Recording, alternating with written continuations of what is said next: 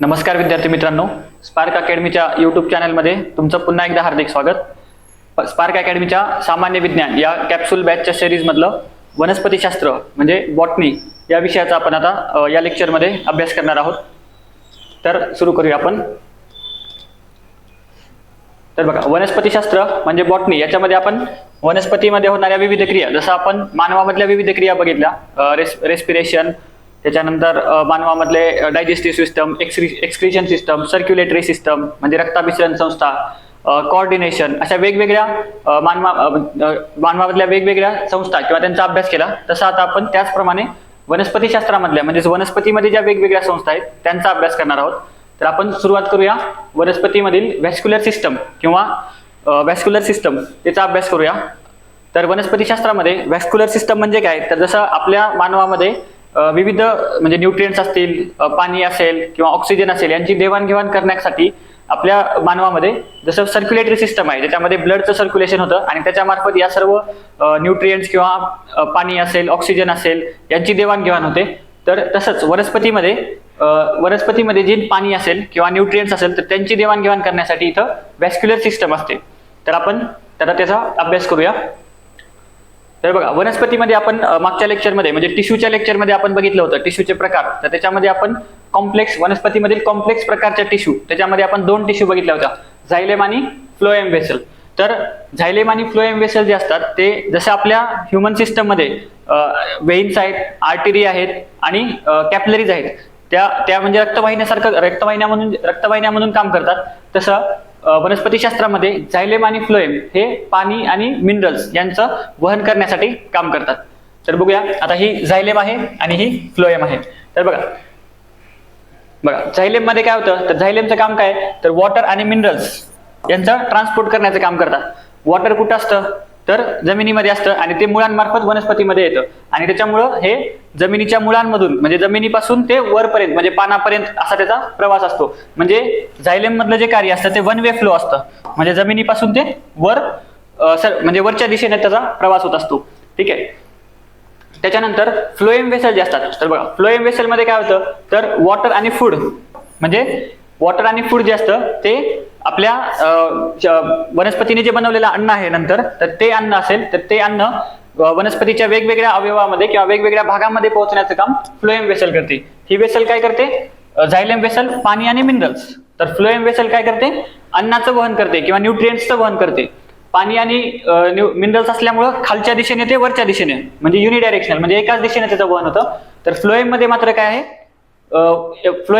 अन्नाचं वहन आहे आणि अन्न आपल्याला वनस्पतीच्या ऊर्जेची गरज भागवण्यासाठी सर्व भागामध्ये पोहोचणं आवश्यक आहे आणि त्याच्यामुळं हा जो फ्लो असतो हा मल्टी डायरेक्शनल असतो। म्हणजे हे बघा, वर पण जात आहे आणि हे खाली पण जात आहे, असा मल्टी डायरेक्शनल फ्लो असतो। म्हणजे फ्लोएमचं काम मल्टी डायरेक्शनल आहे आणि झायलेमचं काम युनिडायरेक्शनल आहे। ठीक आहे। तर आता वनस्पतीला पण ऊर्जेची गरज आहे, जसं मनुष्याला किंवा आपल्या मानवाला ऊर्जेची गरज आहे, तसं वनस्पतींना त्यांच्या क्रिया करण्यासाठी ऊर्जेची गरज आहे। पण वनस्पती ह्या म्हणजे आपण ह्युमन्स म्हणजे मानव जो आहे तो मूव्ह करतो, पण वनस्पती या एकाच जागी असतात आणि एकाच जागी असल्यामुळं त्यांची जी गरज आहे, ऊर्जेची गरज आहे ती कमी आहे आणि त्याच्यामुळं त्यांच्यामधली जी व्हॅस्क्युलर सिस्टम आहे ती मंद आहे। तर मानवामधली जी आपली सिस्टम आहे म्हणजे सर्क्युलेटरी सिस्टम आहे ती एकदम प्रगत स्वरूपाची आहे।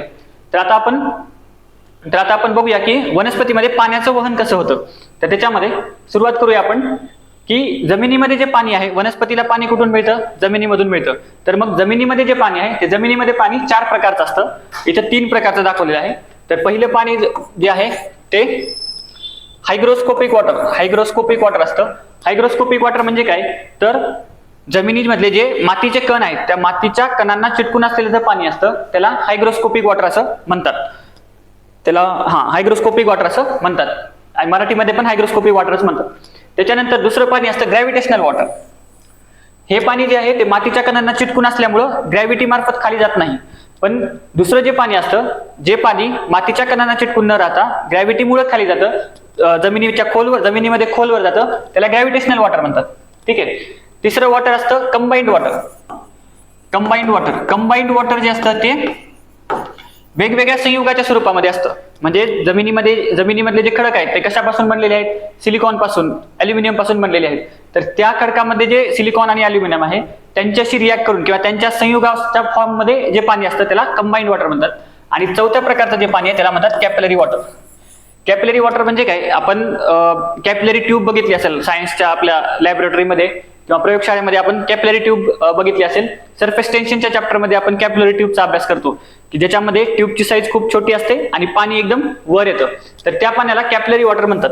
तर तसंच जे पाणी वनस्पतीमधल्या छोट्या छोट्या पोर्समध्ये जमिनीमधल्या किंवा मातीमधल्या छोट्या छोट्या पोर्स म्हणजे छिद्रांमध्ये जे पाणी असतं त्या पाण्याला कॅपिलरी वॉटर असं म्हणतात. तर आता या 4 प्रकारचं वॉटर पाणी जे आहे ते जमिनीमध्ये अवेलेबल आहे. पण यापैकी वनस्पतीला पहिल्या प्रकारचं पाणी मिळत नाही का? कारण ते मातीच्या कणांना चिटकून आहे. त्याच्यामुळे ते रूट्सला घेण्यासाठी खूप जास्त जोर लागतो किंवा प्रेशर द्यावं लागतं. त्याच्यामुळे हे पाणी अवेलेबल होत नाही. हे पाणी जे आहे ते ग्रॅव्हिटेशनमुळे एकदम खाली गेलेलं आहे. त्याच्यामुळे हे पाणी वनस्पतीच्या मुळात इथपर्यंत पोहोचू शकत नाही. म्हणून हे पाणी पण त्यांना अवेलेबल नाही. आणि त्याच्यानंतर कंबाईंड वॉटर जे आहे ते पण सिलिकॉन आणि अल्युमिनियम ऑक्साईडच्या स्वरूपात असतं. त्याच्यामुळे हे पाणी पण वनस्पतींना अवेलेबल नाही. मग वनस्पतींना अवेलेबल असणारं कोणतं पाणी आहे? तर कॅपिलरी पाणी आहे. कारण कॅपिलरी ऍक्शनमुळं जे पाणी आहे ते वर येत असतं आणि त्याच्यामुळे ते वनस्पतीला घेणं सोपं जातं. म्हणून लक्षात ठेवायचं की जमिनीमधलं फक्त कॅपिलरी वॉटर जे आहे ते वनस्पतीच्या मुळा शोषून घेऊ शकतात. ठीक आहे. मग कॅपिलरीमध्ये जे फोर्स असतात तर हे एक लक्षात ठेवा. म्हणजे तुम्हाला फिजिक्समध्ये पण कामाला येईल किंवा इथं पण कामाला येईल. तर कॅपिलरी वॉटर जे असतं ते कॅपिलरी ट्यूबच्या माध्यमातून किंवा अशा छोट्याशा नळीच्या माध्यमातून, ही समजा ही नळीसारखं काम करते, ही जागा नळीसारखं काम करत आहे.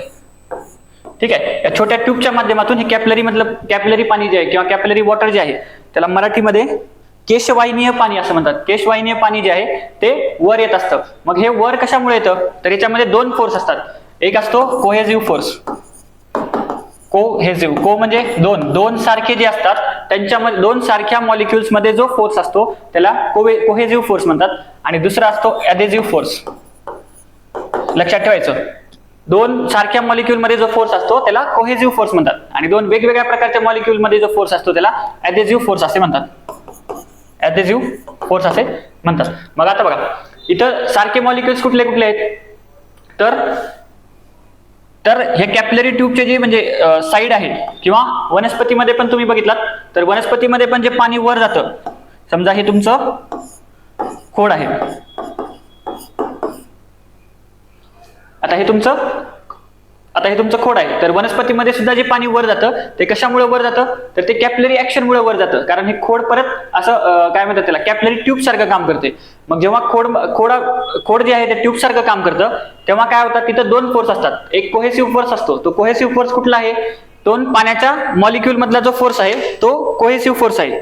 ठीक आहे. म्हणजे आपल्या आता इथं पाणी आहे तर हे पाण्यामधला एक H2O, हा H2O, हा दुसरा H2O, हा H2O यांच्यामधला जो फोर्स आहे तो कोहेसिव्ह फोर्स आहे.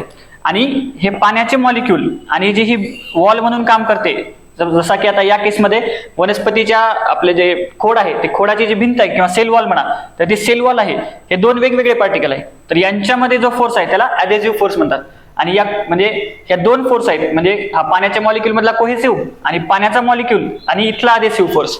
तर या ऍडेसिव्ह फोर्स या 2 फोर्समुळे कॅपिलरी ऍक्शन होते. तशीच इथं पण होते. इथं पण पाण्याचा मॉलिक्यूल आणि हे साईडचे जे आहेत किंवा जे जमिनीचा जे सरफेस आहे जे असं छिद्र म्हणून काम करतात, तर त्या सरफेसनं ते पाणी वर येत असतं. तर ते लक्षात ठेवायचं. कॅपिलरी वॉटर मध्ये कुठले फोर्सेस असतात? तर कोहेसिव्ह फोर्सेस आणि ऍडेसिव्ह फोर्सेस. कोहेसिव्ह म्हणजे 2 सारख्या मॉलिक्यूल मधले फोर्सेस, जसं की पाण्याचे 2 रेणू त्यांच्यामधला फोर्स. ऍडेसिव्ह फोर्स म्हणजे 2 वेगवेगळ्या मॉलिक्यूल मधले फोर्सेस. तर ऍडेसिव्ह फोर्स मध्ये तुम्ही बघितलं असेल फेविकॉलची जी ऍड असते त्या ऍडव्हर्टाइजमेंट मध्ये आपण बघितलं असेल की हायली ऍडेसिव्ह असं लिहिलेलं असतं. त्याचा अर्थ काय? कारण फेविकॉल जे आपण वापरतो त्याच्यामध्ये एक फेविकॉल असतो आणि दुसरा इतर पदार्थ असतात. मग त्यांच्यामधला तो फोर्स आहे म्हणून त्याला ऍडेसिव्ह फोर्स असं म्हणलेलं आहे. तर हे पाण्याचे 4 प्रकार आणि हे लक्षात ठेवायचं की इथून कॅपिलरी वॉटर जे आहे तर यातलं कॅपिलरी वॉटर फक्त वनस्पतीला भिडत असतं. ठीक आहे. त्याच्यानंतर आता वनस्पतीमध्ये जे प्राण्याचं ट्रान्सफर होणार आहे तर त्याच्यासाठी एक वेगवेगळ्या काही कन्सेप्ट आहेत, म्हणजे वेगवेगळ्या प्रोसेसेस आहेत. त्या प्रोसेसेसच्या माध्यमातून वनस्पतीमध्ये पाण्याचं ट्रान्सफर होतं किंवा मुवमेंट होते. तर त्या प्रोसेसेस बघा. आणि प्रोसेसेस दोन प्रकारचे आहेत. एक आहे पॅसिव्ह प्रोसेस, दुसरी असते ऍक्टिव्ह प्रोसेस. पॅसिव्ह प्रोसेस म्हणजे काय, तर पॅसिव्ह प्रोसेसमध्ये आपल्याला एनर्जी देण्याची गरज नाही. जी प्रोसेस आरामात होते त्याला एनर्जी देण्याची गरज नाही. ऍक्टिव्ह प्रोसेस म्हणजे काय, तर ऍक्टिव्ह प्रोसेसमध्ये आपल्याला एनर्जी द्यावी लागते. तर अशा दोन प्रकारच्या प्रोसेस आहेत. ठीक आहे. बघा, पॅसिव्ह ट्रान्सपोर्टमध्ये काय, does not require ATP to occur. Energy म्हणजेच एटीपीची गरज नाही. मग याच्यामध्ये काय सांगितले उदाहरण, डिफ्युजन आहे, ऑस्मॉसिस आहे, फॅसिलिटेटेड डिफ्युजन आहे. ते आपण बघूया काय काय त्याचे प्रकार आहेत. त्याच्यानंतर ऍक्टिव्ह ट्रान्सपोर्टमध्ये काय आहे, तर याच्यामध्ये एटीपी लागते. हे प्रोसेस होण्यासाठी एटीपीची गरज असते. ठीक आहे. तर असे दोन प्रकारचे आपल्याकडे ट्रान्सपोर्ट आहेत किंवा वाहण्याचे मेथड्स आहेत दोन प्रकारचे. ठीक आहे. तर आता बघूया हे पॅसिव्ह ट्रान्सपोर्ट आणि हे ऍक्टिव्ह ट्रान्सपोर्ट. तर बघा, पॅसिव्ह ट्रान्सपोर्टमध्ये पहिलं आहे डिफ्युजन. पहिलं काय आहे, डिफ्युजन. आणि दुसरं काय आहे, फॅसिलिटेटेड डिफ्युजन. आणि ऍक्टिव्ह ट्रान्सपोर्टमध्ये काय आहे, दुसरं आहे ऍक्टिव्ह ट्रान्सपोर्ट. ठीक आहे. तर आता बघा, पहिलं पॅसिव्ह ट्रान्सपोर्टमध्ये काय, डिफ्युजन म्हणजे काय, की एखाद्या पदार्थाचं जिथं जास्त प्रमाण आहे, म्हणजे हाय कॉन्सन्ट्रेशन आहे एखाद्या पदार्थाचं त्याच्या हाय किंवा जास्त प्रमाणात ज्या ठिकाणी आहे त्या ठिकाणाहून तो ज्या ठिकाणी कमी प्रमाणात आहे त्या ठिकाणी वहन होणं म्हणजे काय, डिफ्युजन. बघा आता इथं हा एक पदार्थ दाखवलाय. आता हा इथे किती आहे, त्याचे 6 मॉलिक्यूल आहेत, म्हणजे तो इथे जास्त प्रमाणात आहे. आणि इथं त्याचे कमी मॉलिक्यूल आहेत किंवा त्याचं कॉन्सन्ट्रेशन कमी आहे. तर तो आता इकडून इकडे येत आहे. हा पदार्थ इकडून इकडे येत आहे. आणि जेव्हा तो इकडून इकडे येतो तेव्हा अशा पद्धतीने येतो की त्याचे मॉलिक्युल्स सेम होणार. म्हणजे आता इथं 6 दिसत आहेत, इथं पण 6 दिसत आहेत. तर तो म्हणजे सांगायचा मुद्दा काय, इथं हे 6 असं दाखवलंय की ते इक्वल झालेले आहेत. आता त्यांचं ट्रान्सफर होऊन ते तोपर्यंत ट्रान्सफर होतात जोपर्यंत त्यांचं प्रमाण इक्वल होत नाही. इथं दाखवले की त्या पदार्थाचं प्रमाण जास्त आहे. म्हणजे हाय कॉन्सन्ट्रेशन म्हणजे काय, की इथं त्या पदार्थाचं प्रमाण जास्त आहे. लो कॉन्सन्ट्रेशन म्हणजे इथं त्या पदार्थाचं प्रमाण कमी आहे. आता इथून या पदार्थाचं ट्रान्सफर लो कॉन्सन्ट्रेशन कडे सुरू झालेलं आहे.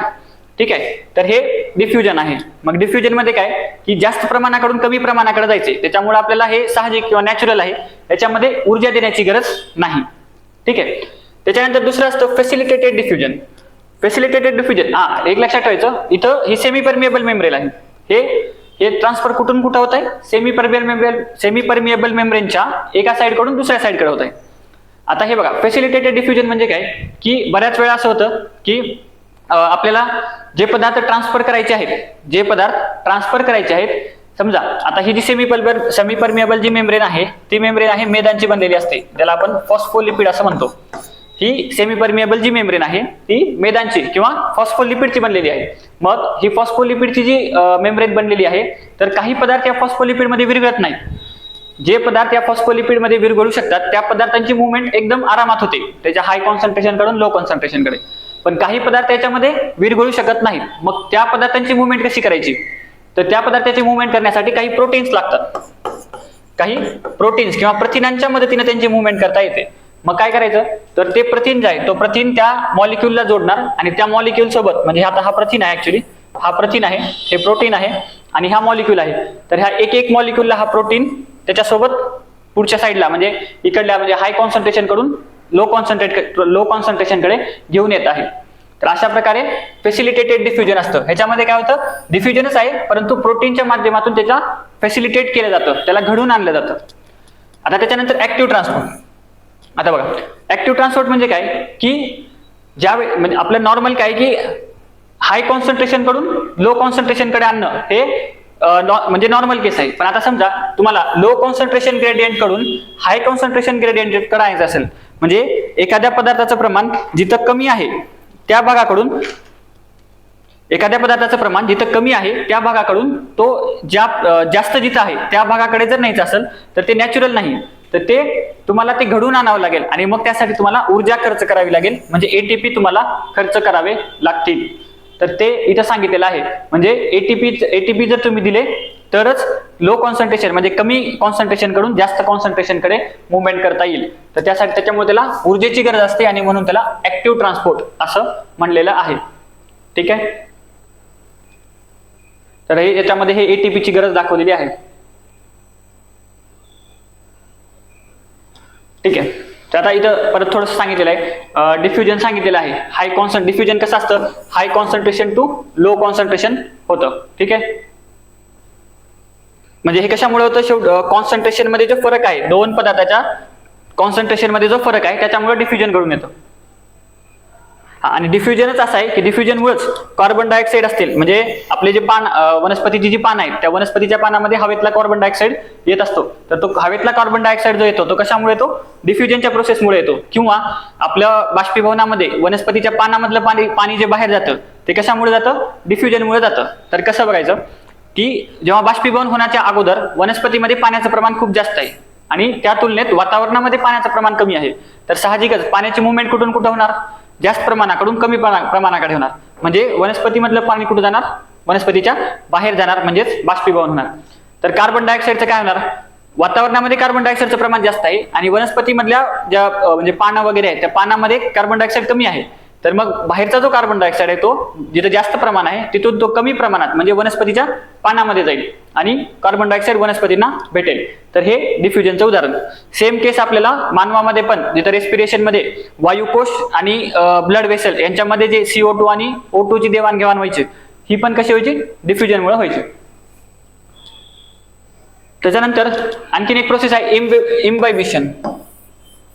इम्बायबिशन म्हणजे काय, तर एका सिंपल याच्यामध्ये जर सांगायचं म्हटलं तर इम्बायबिशन म्हणजे काय की जे हायड्रोफिलिक सबस्टन्सेस असतात, हायड्रो म्हणजे पाणी, फिलिक म्हणजे आवडणारे, हायड्रो म्हणजे कुठे पण लक्षात ठेवायचं, न्यूक्लिओफिलिक किंवा न्यूक्लिओफाईल, इलेक्ट्रोफाईल म्हणजे काय, इलेक्ट्रॉन आवडणारे, न्यूक्लिओफाईल म्हणजे काय, तर ते म्हणजे तो न्यूक्लिओफाईल जो असतो ते आवडणारे. तर असं इथं हायड्रोफिलिक म्हणजे काय, हायड्रो म्हणजे पाणी, फिलिक म्हणजे आवडणारे. म्हणजे काही सब पदार्थ असे असतात जे ज्यांना पाणी आवडत असतं किंवा ते पाण्याला अट्रॅक्ट करत असतात, अशा पदार्थांना हायड्रोफिलिक पदार्थ असे म्हणतात. तर जेव्हा हायड्रोफिलिक पदार्थ जेव्हा पाण्याला अट्रॅक्ट करतात तर त्याला काय म्हणायचं, इम्बायबिशन म्हणायचं. आता तुम्ही बघितलं असेल की पावसाळ्यामध्ये दरवाजे फुगतात. मग दरवाजे फुगल्यामुळे काय, दरवाजे कशामुळे फुगतात, कारण दरवाज्यामध्ये जे लाकूड असतं ते कशाचं बनलेलं आहे, सेल्युलोजचं बनलेलं आहे. आणि सेल्युलोज काय असतं, हायड्रोफिलिक असतं. तर ते काय करतं, पाण्याला ऍब्सॉर्ब करतं. तर सेम केस वनस्पतीच्या मुळांमध्ये सुद्धा होते. वनस्पतीच्या मुळं सुद्धा हायड्रोफिलिक असतात आणि ते आजूबाजूचा जो पाणी आहे त्या पाण्याला स्वतःकडे अट्रॅक्ट करत असतात किंवा शोषून घेत असतात. तर ते इम्बायबिशनची प्रोसेस. ठीक आहे, इथे दिलेलं आहे, the absorption of water by hydrophilic colloids, त्याला काय म्हणतात, इम्बायबिशन म्हणतात. ठीक आहे. किंवा वनस्पतीच्या बिया ज्या असतात, बीज अंकुरण होण्यासाठी आपण जेव्हा बी लावलेलं असतं आणि त्याला ते अंकुर होऊन जेव्हा वर येतं तर त्याच्या अगोदर आपल्याला पाण्याची गरज असते ना. तर ते पाणी काय करतं, त्या बिया शोषून घेतात. ते कसं शोषून घेतात, तर इम्बायबिशन मुळे शोषून घेतात. कारण बिया ह्या कशा आहेत, हायड्रोफिलिक नेचरच्या आहेत, स्वभावाच्या आहेत. ठीक आहे.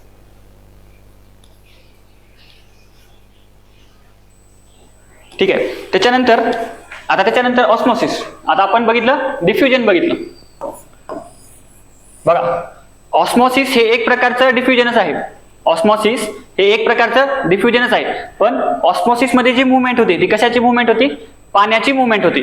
दोन्ही मध्ये फरक काय बघायचं, जे डिफ्युजन मध्ये जी मुवमेंट होती, डिफ्युजन मध्ये जे एका ठिकाणाहून दुसऱ्या ठिकाणी जाणार आहेत ते कोण आहेत, तर सोल्यूट पार्टिकल्स आहेत. म्हणजे आपल्या सोल्युशन मधले कमी प्रमाणात असणारे पार्टिकल आहेत, म्हणजे सोल्यूट पार्टिकल्स आहेत. ठीक आहे. मग सोल्यूट पार्टिकलचं प्रमाण जर जास्त झालं तर ते सोल्युशन कसं असतं, हाय कॉन्सन्ट्रेशन. आणि सोल्यूट पार्टिकलचं प्रमाण कमी असलं म्हणजे लो कॉन्सन्ट्रेशन. म्हणजेच मुवमेंट कुठं होईल, हाय कॉन्सन्ट्रेशन टू लो कॉन्सन्ट्रेशन होईल. पण ऑस्मॉसिस मध्ये काय आहे की ऑस्मॉसिस मध्ये पाण्याची मुवमेंट होणार आहे. मग पाण्याची मुवमेंट कुठून कुठपर्यंत होणार, हाय कॉन्सन्ट्रेशन जिथं पाणी जास्त आहे तिथून जिथं पाणी कमी आहे तिथं होणार. मग जर जिथं पाणी जास्त आहे तर त्या केसला आपण काय म्हणतो, त्या सोल्युशनला काय म्हणतो आपण, डायल्यूट सोल्युशन असं म्हणतो. कारण त्याच्यामध्ये सॉल्यूटचं प्रमाण कमी आहे, कारण पाण्याचं प्रमाण वाढलेलं आहे. आणि जिथं पाण्याचं प्रमाण कमी आहे त्याला काय म्हणतो आपण, काय म्हणतो, कॉन्सन्ट्रेटेड सोल्युशन असं म्हणतो. कॉन्सन्ट्रेटेड सोल्युशन म्हणजे काय, तिथं कॉन्सन्ट्रेशन जास्त आहे. म्हणजे पाण्याची मुवमेंट कुठून होईल, मग low concentration to high concentration होईल. कारण लो कॉन्सन्ट्रेशन मध्ये पाण्याचं प्रमाण जास्त असेल आणि हाय कॉन्सन्ट्रेशन मध्ये पाण्याचं प्रमाण कमी असेल. म्हणून मुवमेंट जी होईल ती low concentration to high concentration होईल. मग हा फरक आहे. डिफ्युजन मध्ये काय होतं, सॉल्यूटची मुवमेंट होती आणि मुवमेंट कुठून होती, हाय कॉन्सन्ट्रेशन टू लो कॉन्सन्ट्रेशन. आणि इथं काय आहे, इथं सॉल्व्हंटची म्हणजे पाण्याची मुवमेंट आहे आणि ते कुठून कुठपर्यंत आहे, पाण्याच्या जास्त प्रमाणाकडून पाण्याच्या कमी प्रमाणाकडे. म्हणजेच लो कॉन्सन्ट्रेशनच्या सोल्युशन कडून हाय कॉन्सन्ट्रेशनच्या सोल्युशन कडे मुवमेंट होते. आता दोन्ही केसमध्ये जे सबस्टन्स मूव्ह करत आहेत ते सबस्टन्स त्यांच्या जास्त प्रमाणाकडून कमी प्रमाणाकडेच करत आहेत. त्याच्यामुळं या दोन्ही केसमध्ये ऊर्जेची गरज नाही, कारण पाणी पण त्याच्या जास्त प्रमाणाकडून कमी प्रमाणाकडे जाते आणि डिफ्युजन मध्ये जे सोल्यूट आहे ते पण त्याच्या जास्त प्रमाणाकडून जास्त प्रमाणाकडून कमी प्रमाणाकडे जात आहे. त्याच्यामुळे दोन्ही केसमध्ये ऊर्जेची गरज नसते. म्हणून आयोग तुम्हाला स्टेटमेंटमध्ये सांगेल की डिफ्युजन आणि ऑस्मॉसिस जे आहे ते दोन्ही कशाचे उदाहरण आहेत, तर डिफ्युजन आणि ऑस्मॉसिस जे आहे ते कशाचे उदाहरण आहेत, ते दोन्ही पण पॅसिव्ह ट्रान्सपोर्टची उदाहरण आहेत, कारण दोन्हीमध्ये पण ऊर्जेची गरज नाही. तर आता इथे दाखवलेलं आहे बघा, इथे बघा आता हे काय आहे, लो कॉन्सन्ट्रेशन सोल्युशन आहे. लो कॉन्सन्ट्रेशन हाय कॉन्सन्ट्रेशन सोल्युशन, हे हाय कॉन्सन्ट्रेशन इथं लिहिले बघा, कॉन्सन्ट्रेशन शुगर सोल्युशन. मग हाय कॉन्सन्ट्रेशन हे लो नाही ऍक्च्युली, हे एल आणि आर वेगळं आहे. ठीक आहे, हे हाय कॉन्सन्ट्रेशन सोल्युशन आहे. मग हाय कॉन्सन्ट्रेशन सोल्युशन आहे म्हणजे काय, तर इथं पाण्याचं प्रमाण कमी आहे. आणि हे डायल्यूट सोल्युशन आहे. डायल्यूट सोल्युशन आहे म्हणजे काय, इथं पाण्याचं प्रमाण जास्त आहे. तर पाण्याचं प्रमाण जास्त आहे. मग आता मुवमेंट कुठून होईल, इथं पाण्याचं प्रमाण जास्त आहे आणि इथं पाण्याचं प्रमाण कमी आहे, तर पाण्याची मुवमेंट हाय टू लो कडे होईल. ठीक आहे, म्हणजे हे दाखवले की समजा हाय कॉन्सन्ट्रेशन आहे म्हणजे काय, शुगर म्हणजे सॉल्यूट आहे, पाणी म्हणजे सॉल्व्हंट आहे. हाय कॉन्सन्ट्रेशन म्हणजे काय, शुगरचं प्रमाण जास्त असणार, मग पाण्याचं प्रमाण कमी असणार. इथे काय डायल्यूट आहे. डायल्यूट म्हणजे काय, शुगरचे मॉलिक्युल्स कमी आहेत म्हणजे सॉल्यूट कमी आहे, सॉल्व्हंट जास्त आहे म्हणजे पाण्याचे मॉलिक्युल्स जास्त आहेत. मग मुवमेंट कुठून होईल, पाण्याची मुवमेंट कुठून होईल, त्याच्या जास्त प्रमाणाकडून म्हणजे डायल्यूट कडून त्याच्या कमी प्रमाणाकडे म्हणजेच कॉन्सन्ट्रेटेड सोल्युशनकडे होईल. हे इथे तसंच दाखवले. परत राईट साईडला डायल्यूट सोल्युशन म्हणजे जास्त पाणी असेल, शुगर कमी असेल. कॉन्सन्ट्रेटेड सोल्युशन म्हणजे शुगर म्हणजे सॉल्यूट जास्त असेल, पाणी कमी असेल, मग पाण्याची मुवमेंट इकडून इकडे होणार. ठीक आहे, ठीक आहे. आता फॅसिलिटेटेड डिफ्युजन जे आपण मागं बघितलं होतं, तर त्याच्याबद्दल काही पॉईंट्स आलेले आहेत बघा. फॅसिलिटेटेड डिफ्युजन कसं होतं, प्लाझ्मा मेम्ब्रेनच्या अलॉंग मी जे सांगितलं ती ज्या मेम्ब्रेनच्या म्हणजे प्लाझ्मा मेम्ब्रेन कशी असते, सेमी परमिएबल असते. काही मॉलिक्युल्सला येऊ देते, काही मॉलिक्युल्सला येऊ देत नाही. ठीक आहे, तर म्हणजे ती मुवमेंट जे होते ते प्लाझ्मा मेम्ब्रेनच्या अलॉंग होते, म्हणजे एका दिशेकडून दुसऱ्या दिशेकडे होते. त्याच्यामुळं हे फॅसिलिटेटेड डिफ्युजन हे प्लाझ्मा मेम्ब्रेनच्या अलॉंग होतं. त्याच्यानंतर तिथं कॉन्सन्ट्रेशन ग्रेडियंट पाहिजे. म्हणजे काय, दोन म्हणजे मुवमेंट होण्यासाठी दोन ठिकाणच्या कॉन्सन्ट्रेशन मध्ये फरक पाहिजे. हाय कॉन्सन्ट्रेशन आणि एका ठिकाणी लो कॉन्सन्ट्रेशन पाहिजे. जसं वाऱ्यामध्ये आपण बघतो ना, हाय प्रेशर लो प्रेशर, तरच वारे मूव्ह करायला लागतात. तसं इथं कॉन्सन्ट्रेशन ग्रेडियंट पाहिजे. ही पॅसिव्ह ट्रान्सपोर्ट आहे. फॅसिलिटेटेड डिफ्युजन जी आहे ती पॅसिव्ह ट्रान्सपोर्ट आहे, म्हणजे तिथं ऊर्जेची गरज नाही, पण तिथं ते डिफ्युजन घडवून आणण्यासाठी कोण लागतं, प्रोटीनची मदत घ्यावी लागते. प्रोटीनच्या मदतीने ते फॅसिलिटेट होतं. ठीक आहे, आणि हे प्रोटीनच्या मदतीने होतं. ठीक आहे, तर हे फॅसिलिटेटेड डिफ्युजन. आता बघा डिफ्युजन तेच, आता मी जे आता फरक सांगितला तो परत इथे सांगितलं. डिफ्युजन कशामध्ये होतं, डिफ्युजन मध्ये काय होतं, सॉलिडची मुवमेंट होते त्यांच्या जास्त प्रमाणाकडून लो प्रमाणाकडे, कुणाच्या सॉल्यूटच्या. आणि ऑस्मॉसिस मध्ये काय, सॉल्व्हंट म्हणजे पाण्याची मुवमेंट होते पाण्याच्या हाय जास्त प्रमाणाकडून कमी प्रमाणाकडे, म्हणजेच सोल्युशनच्या लो कॉन्सन्ट्रेशन कडून हाय कॉन्सन्ट्रेशन कडे. ठीक आहे, आता रूट प्रेशर बघू. म्हणजे ह्या सगळ्या प्रोसेसेस कळाल्या. तर आता प्रोसेसेस नंतर आता ऍक्च्युली पाणी कसं मूव्ह करतं. ठीक आहे, आता मुळं काय करतात, जमिनीमध्ये 4 प्रकारचं पाणी आहे, त्याच्यापैकी केशवाहिन्यांचं किंवा केशवाहिन्यांचं पाणी म्हणजेच कॅपिलरी वॉटरला घेत असतात. ठीक आहे, मग आता बघा मुळा कशा आहेत, ह्या हायड्रोफिलिक आहेत. हायड्रोफिलिक असल्यामुळे ते आजूबाजूला जे पाणी आहे त्या पाण्याला जवळ ओढतात किंवा शोषतात. म्हणजे तिथं कोणती प्रोसेस होते, इम्बायबिशनची होते, जी आपण अगोदर सांगितली. त्याच्यानंतर काय होतं, आता मुळांमध्ये, आता हे मुळा आहेत समजा, आता हे मुळा आहेत, तर मुळांमध्ये पाणी कसं आहे, कमी आहे, आणि बाहेर पाणी कसं आहे, जास्त आहे. तर मग बाहेरचं पाणी मुळांमध्ये जायला लागेल, म्हणजेच काय होईल, ऑस्मॉसिसची प्रोसेस व्हायला लागेल. ठीक आहे, किंवा इतर न्यूट्रिएंट्स जे आहेत ते पण त्यांच्या जास्त प्रमाणाकडून कमी प्रमाणाकडे मध्ये यायला लागतील. म्हणजे काय होईल, तिथं डिफ्युजन व्हायला लागेल. म्हणजे पहिल्यांदा इम्बायबिशन झालं, त्याच्यानंतर डिफ्युजन आणि ऑस्मॉसिस झालं, आणि ते पाणी आता रूट्स मध्ये यायला लागलं. ठीक आहे, मग रूट्स मध्ये आल्यानंतर सुरुवातीला काय होणार, आता ही बघा पहिली, आता रूट्स मध्ये आल्यानंतर बघा आता समजा हे पहिली सेल आहे, या सेलमध्ये पाणी गेलं. आता हे पाण्याने ही सेल भरली, तर ही सेल काय करणार, ह्याची जी वरची पेशी आहे त्या पेशीवर प्रेशर देणार. या पेशीवर प्रेशर देणार, कारण याच्यामध्ये पाणी खालून येतच आहे आणि भरतलं जात आहे. मग हे प्रेशर देणार आणि पाणी परत ह्याच्यामध्ये भरणार. मग असंच त्याच्या वरच्या सेलमध्ये जाणार आणि असं पाणी वर वर वर जात राहणार, आणि त्या प्रेशरला आपण काय म्हणतो, रूट प्रेशर असं म्हणतो.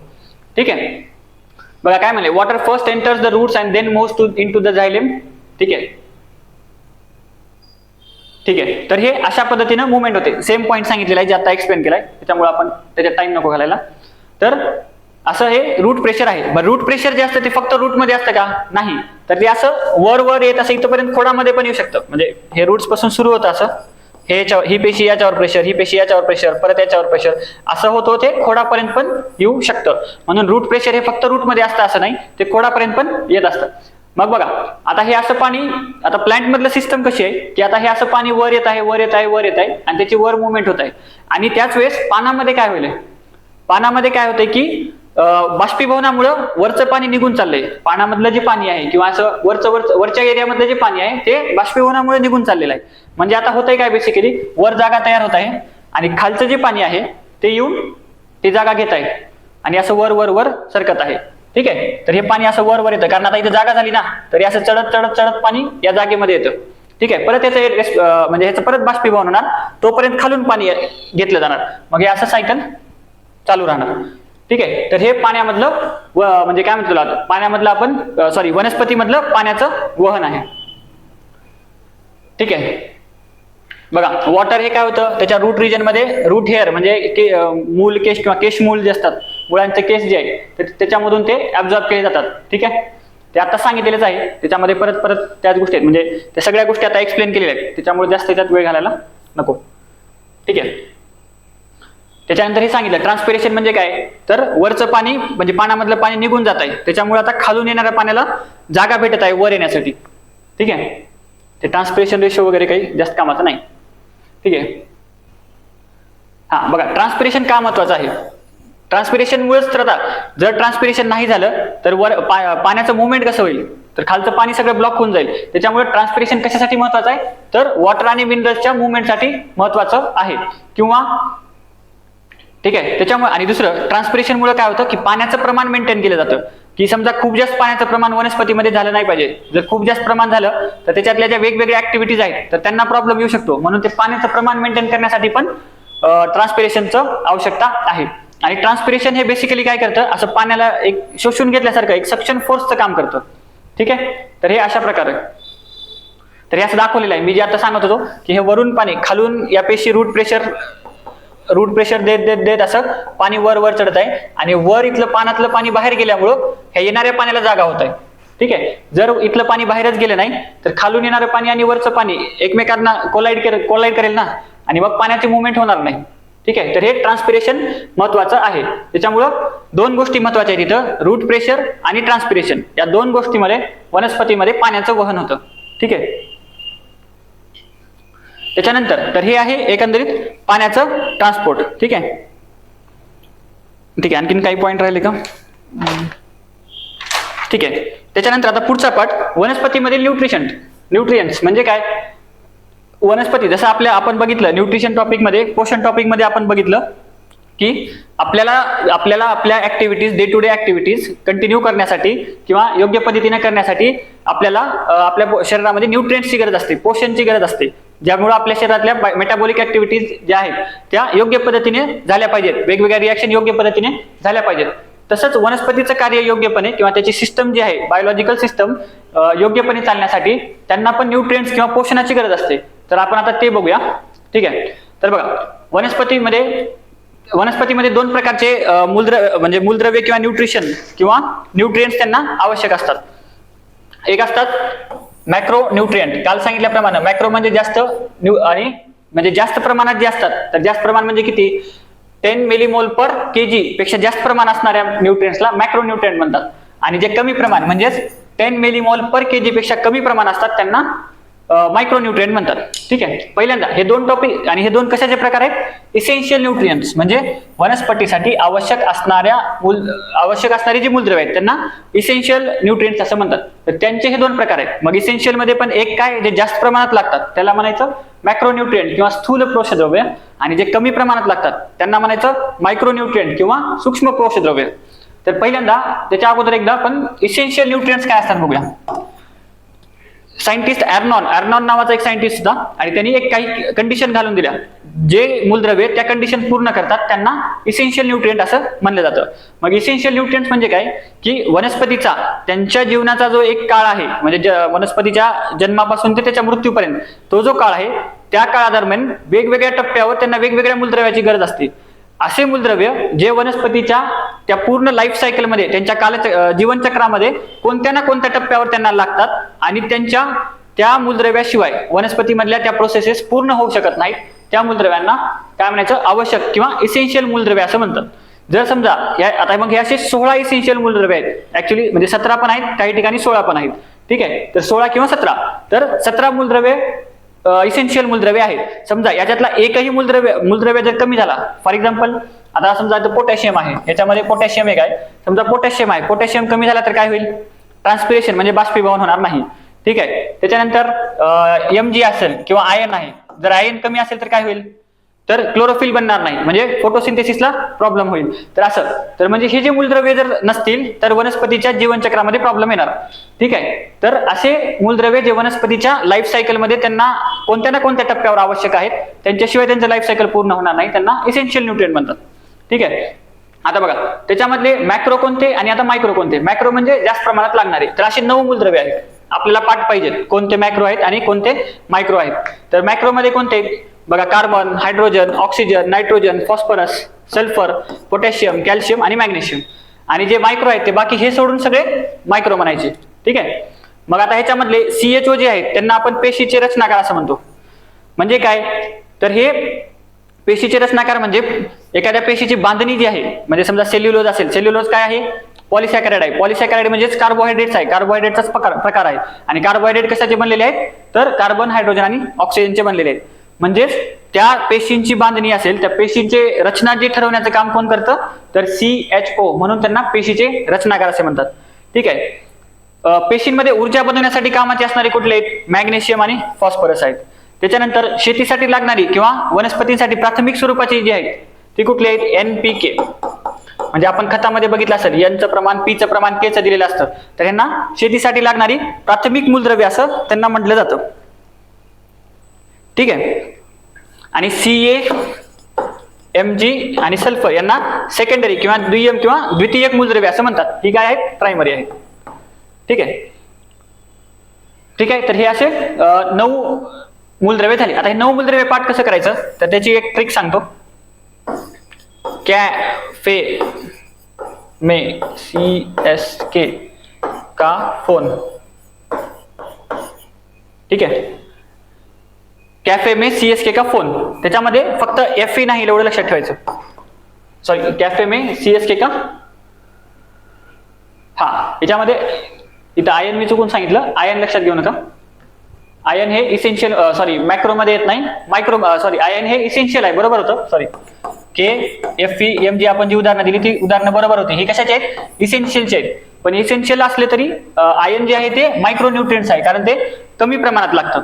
तर आता त्याची ट्रिक सांगतो. कॅफे में CSK का फोन, तर याच्यामध्ये काय फक्त आयन नाही असं लक्षात ठेवायचं. आता कॅफे मध्ये कॅ म्हणजे Ca, फे म्हणजे फेरस आहे, पण आपल्याला आयन इथं घ्यायचं नाही. मे म्हणजे Mg, मॅग्नेशियम, CSK.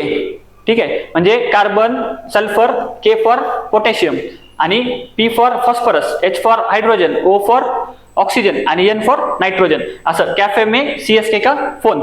फक्त त्याच्यामध्ये फे फॉर फेरस नाही असं एवढं लक्षात ठेवायचं. ठीक आहे, तर हे तुमचे 1, 2, 3, 4, 5, 6, 7, 8, 9 कोणते आहेत, हे जास्त प्रमाणात लागणारे म्हणजे मॅक्रोन्यूट्रिएंट्स आहेत. हे पाठ करून जे उरलेले मायक्रोन्यूट्रिएंट. ठीक आहे, आता वेगवेगळे न्यूट्रिएंट्स दिलेले आहेत आणि वेगवेगळ्या न्यूट्रिएंट्सचे फक्त हे तुम्ही चार्ट ऍक्च्युअली तुम्ही स्वतः करणं किंवा पाठ करणं अपेक्षित आहे. आपण याच्यामध्ये फक्त एक जस्ट ओव्हरव्ह्यू घेऊया. समजा नायट्रोजन आहे, तर नायट्रोजनचं काय काम आहे, तर ते प्रोटीन असेल, क्लोरोफिल असेल किंवा सायटोप्लाझम असेल, यांच्यामधला महत्वाचा कंपोनंट आहे किंवा त्याचा महत्वाचा घटक आहे. मग त्याचं जर प्रमाण कमी झालं तर काय होतं, पानं पिवळी पडतात, त्यालाच काय म्हणतात, क्लोरोसिस असं म्हणतात. क्लोरोसिस असतात असं म्हणतात. किंवा ग्रोथ आहे, त्याची वाढ जी आहे ती वाढ स्टंट होते किंवा काय म्हणतात त्याला, वाढ खुंटली जाते. त्याच्यानंतर फॉस्फरस म्हणजे काय, की आपण जेव्हा फोटोसिंथेसिस मध्ये काय होतं, लाईट एनर्जी म्हणजे सूर्यप्रकाशाचं रूपांतर रासायनिक ऊर्जेमध्ये केलं जातं. तर फॉस्फरस जे आहे ते फॉस्फरस म्हणजे ऍक्च्युअली मेन काम कोण करतं त्याच्यामध्ये, तर फॉस्फरस. म्हणजे फॉस्फरसचं मेन काम काय, की लाईट एनर्जीचं रूपांतर रासायनिक ऊर्जेमध्ये करणं.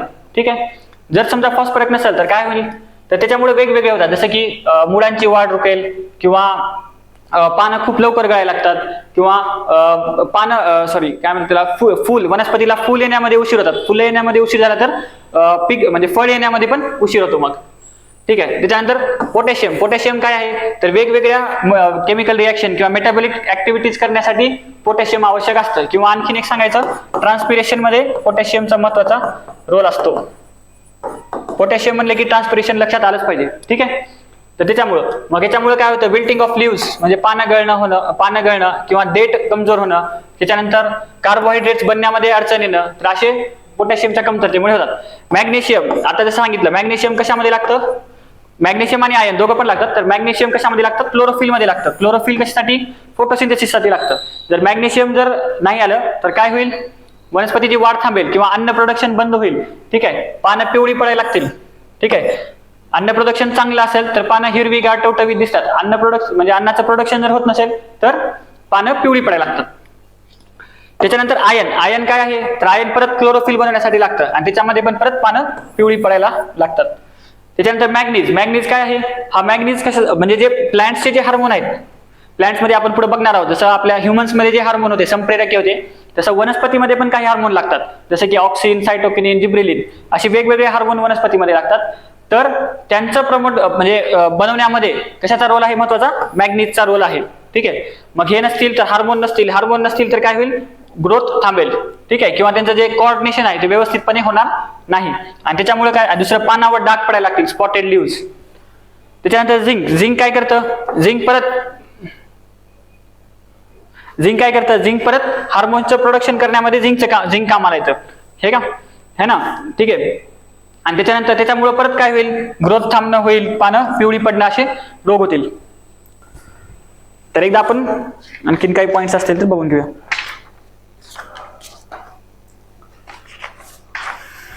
शॉर्ट पॉइंट सांगतो मी. आता बघा, नायट्रोजनचं काम, नायट्रोजन कुठं असतं हे पॉइंट्स थोडेसे नोट करून घ्या. आता स्लाइड्स मध्ये नाही आहेत. ठीक आहे.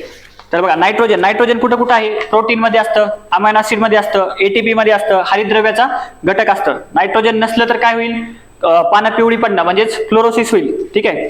त्याच्यानंतर फुलं उशिरा लागणं, वाढ खुंटणं, पानांची गळती होणं, हे प्रॉब्लेम येतात. त्याच्यानंतर सल्फर काय करतं, विकारांना सक्रिय करणं, म्हणजे जे आपण हार्मोन्स बघितले किंवा एन्झाईम बघितले त्यांना सक्रिय करण्याचं काम करतं. ठीक आहे. त्याच्यानंतर अमायनो ऍसिडचा घटक असतं, मिथिओनिन आणि सिस्टीन या 2 अमायनो ऍसिडचा सल्फर घटक असतं. त्याच्यामुळे हरितद्रव्य निर्मिती, बीज निर्मितीला मदत होते. ठीक आहे. फॉस्फरस आपण कुठं बघतो, एटीपी मध्ये असतं ना, ॲडिनोसाइन ट्रायफॉस्फेट. एटीपी म्हणजे ऊर्जा जी असते ती बेसिकली फॉस्फरस असते, तर तिथं फॉस्फरस असतं. डीएनए मध्ये असतं, डीएनए मध्ये फॉस्फरसचा समावेश असतो. ठीक आहे. प्रकाश ऊर्जेचं रासायनिक ऊर्जेमध्ये रूपांतर करणं ते पण फॉस्फरसचं काम आहे. ठीक आहे. मग याच्या कमतरतेमुळं पानांची गळती होणं किंवा पानावर डाग पडणं हे याच्यामुळे होतं. त्याच्यानंतर कॅल्शियम काय करतं तर प्लाझ्मा मेम्ब्रेन मधून प्लाझ्मा मेम्ब्रेन सिलेक्टिव्ह परमिएबल आहे, त्याच्यामुळं देवाणघेवाण होते पाण्याची किंवा न्यूट्रिएंट्सची देवाणघेवाण होते, तर त्या देवाणघेवाणीवर नियंत्रण ठेवण्याचं काम करतं. ठीक आहे. परत जे सेल वॉल असते, पेशीभित्तिका जी असते सेल वॉल, ती जी आहे ती कॅल्शियम पेक्टिकच्या स्वरूपात असते. म्हणजे त्या पेशीभित्तिकेमध्ये सुद्धा कॅल्शियम असतं, जसं आपल्या हाडामध्ये आहे तसं वनस्पतीमधल्या सेल वॉल मध्ये असतं. ठीक आहे. आपले जे गुणसूत्र आहेत, क्रोमोझोम्स आहेत, त्यांना स्थिरीकरण करण्याला ते मदत करत असतं. तर हे कॅल्शियमचे म्हणजे हे आहेत, काय म्हटलं, फंक्शन आहेत. ठीक आहे. मग कॅल्शियम नसेल तर काय होईल, पेशीभित्तिका ठिसूळ होतील. जसं आपल्या हाडामध्ये कॅल्शियम नसेल तर काय होईल, हाडं ठिसूळ होतात, तसं कॅल्शियम नसेल तर पेशीभित्तिका ठिसूळ होणार. दुसरं काय होणार, मुळा आणि शेंडाच्या भागाचा रॉस होणार आणि टोमॅटोवर ब्लॉसम एंड रॉट म्हणून रोग येतो. आयोग हे थोडं कशासाठी सांगतोय, पाठांतराचा भाग आहे, पण याच्यासाठी सांगतोय की आयोग वनस्पतींच्या म्हणजे न्यूट्रिएंट्सच्या कमतरतेमुळे होणारे रोग विचारत आहे किंवा वनस्पतीमधले वेगवेगळे रोग विचारत आहे, म्हणून थोडंसं सांगतोय. पोटॅशियम काय असतं तर पोटॅशियमचं काय रोल आहे तर फोटोसिंथेसिस मध्ये कॅटायन आणि अनायन यांच्यावर नियंत्रण करण्याचं काम पोटॅशियम करतं. त्याच्यानंतर पेशी पटलाच्या निर्मितीमध्ये त्याचा रोल आहे. त्याच्यानंतर जसं मी आता सांगितलं, बाष्पीभवनामध्ये स्टोमाटा उघडणं किंवा बंद करणं हे कशावर ठरतं, पोटॅशियमच्या प्रमाणावर ठरत असतं, म्हणून बाष्पीभवनामध्ये त्याचा महत्वाचा रोल आहे. ठीक आहे. त्याच्यानंतर पोटॅशियम नसेल तर काय होईल, वाढ खुंटणार, कमतरतेमुळे प्रोटीन सिंथेसिस म्हणजे प्रथिनांचं निर्मिती जी आहे ती रोखली जाईल. त्याच्यानंतर मॅग्नेशियम काय आहे मॅग्नेशियम परत कशामुळे असतं, प्रोटीन सिंथेसिसमध्ये आणि श्वसनामध्ये त्याचा महत्वाचा रोल आहे, कारण ते प्रोटीन सिंथेसिस आणि श्वसन या दोन्ही प्रक्रियेमध्ये विकरांना कार्यान्वित करण्याचं काम ते करत असतात. तसंच आणखीन सगळ्यात महत्वाचं म्हणजे क्लोरोफिलचा तो घटक आहे, म्हणजे मॅग्नेशियम नसेल तर क्लोरोफिल पुढचं जे फोटोसिंथेसिसचं काम आहे ते करू शकणार नाही. किंवा दुष्काळामध्ये रोग प्रतिकारक क्षमतेमध्ये मॅग्नेशियमचा रोल आहे. जर मॅग्नेशियम नसेल तर काय होतात, पेशी मरायला लागतात, पानं तपकिरी व्हायला लागतात. त्याच्यानंतर आयन काय असतं, परत आयन हरितद्रव्याच्या निर्मितीमध्ये म्हणजे क्लोरोफिलच्या निर्मितीमध्ये आयनचा महत्वाचा रोल आहे. ठीक आहे, विकरांना सक्रिय करणं किंवा सायटोक्रोम, फेरोडॉक्सिन किंवा कॅटाझोल्सचा तो घटक असतो. तर असं आहे, मॅग्नीज आहे, बोरॉन आहे.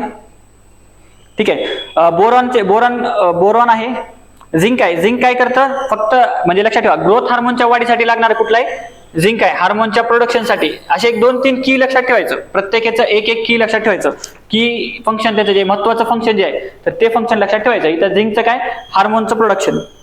त्याच्यानंतर मॉलिब्डेनियम दिलं नाही, मॉलिब्डेनियम लक्षात ठेवायचं, नायट्रोजन फिक्सेशन मध्ये मॉलिब्डेनियम. म्हणजे आता कसं झिंक म्हणलं की हार्मोन आलं, मॉलिब्डेनियम कशासाठी आलं, नायट्रोजन फिक्सेशन मध्ये जे विकर लागतं, एन्झाईम लागतं, नायट्रोजिनेज एन्झाईम, त्यांना कार्यान्वित करण्याचं काम मॉलिब्डेनियम करतं.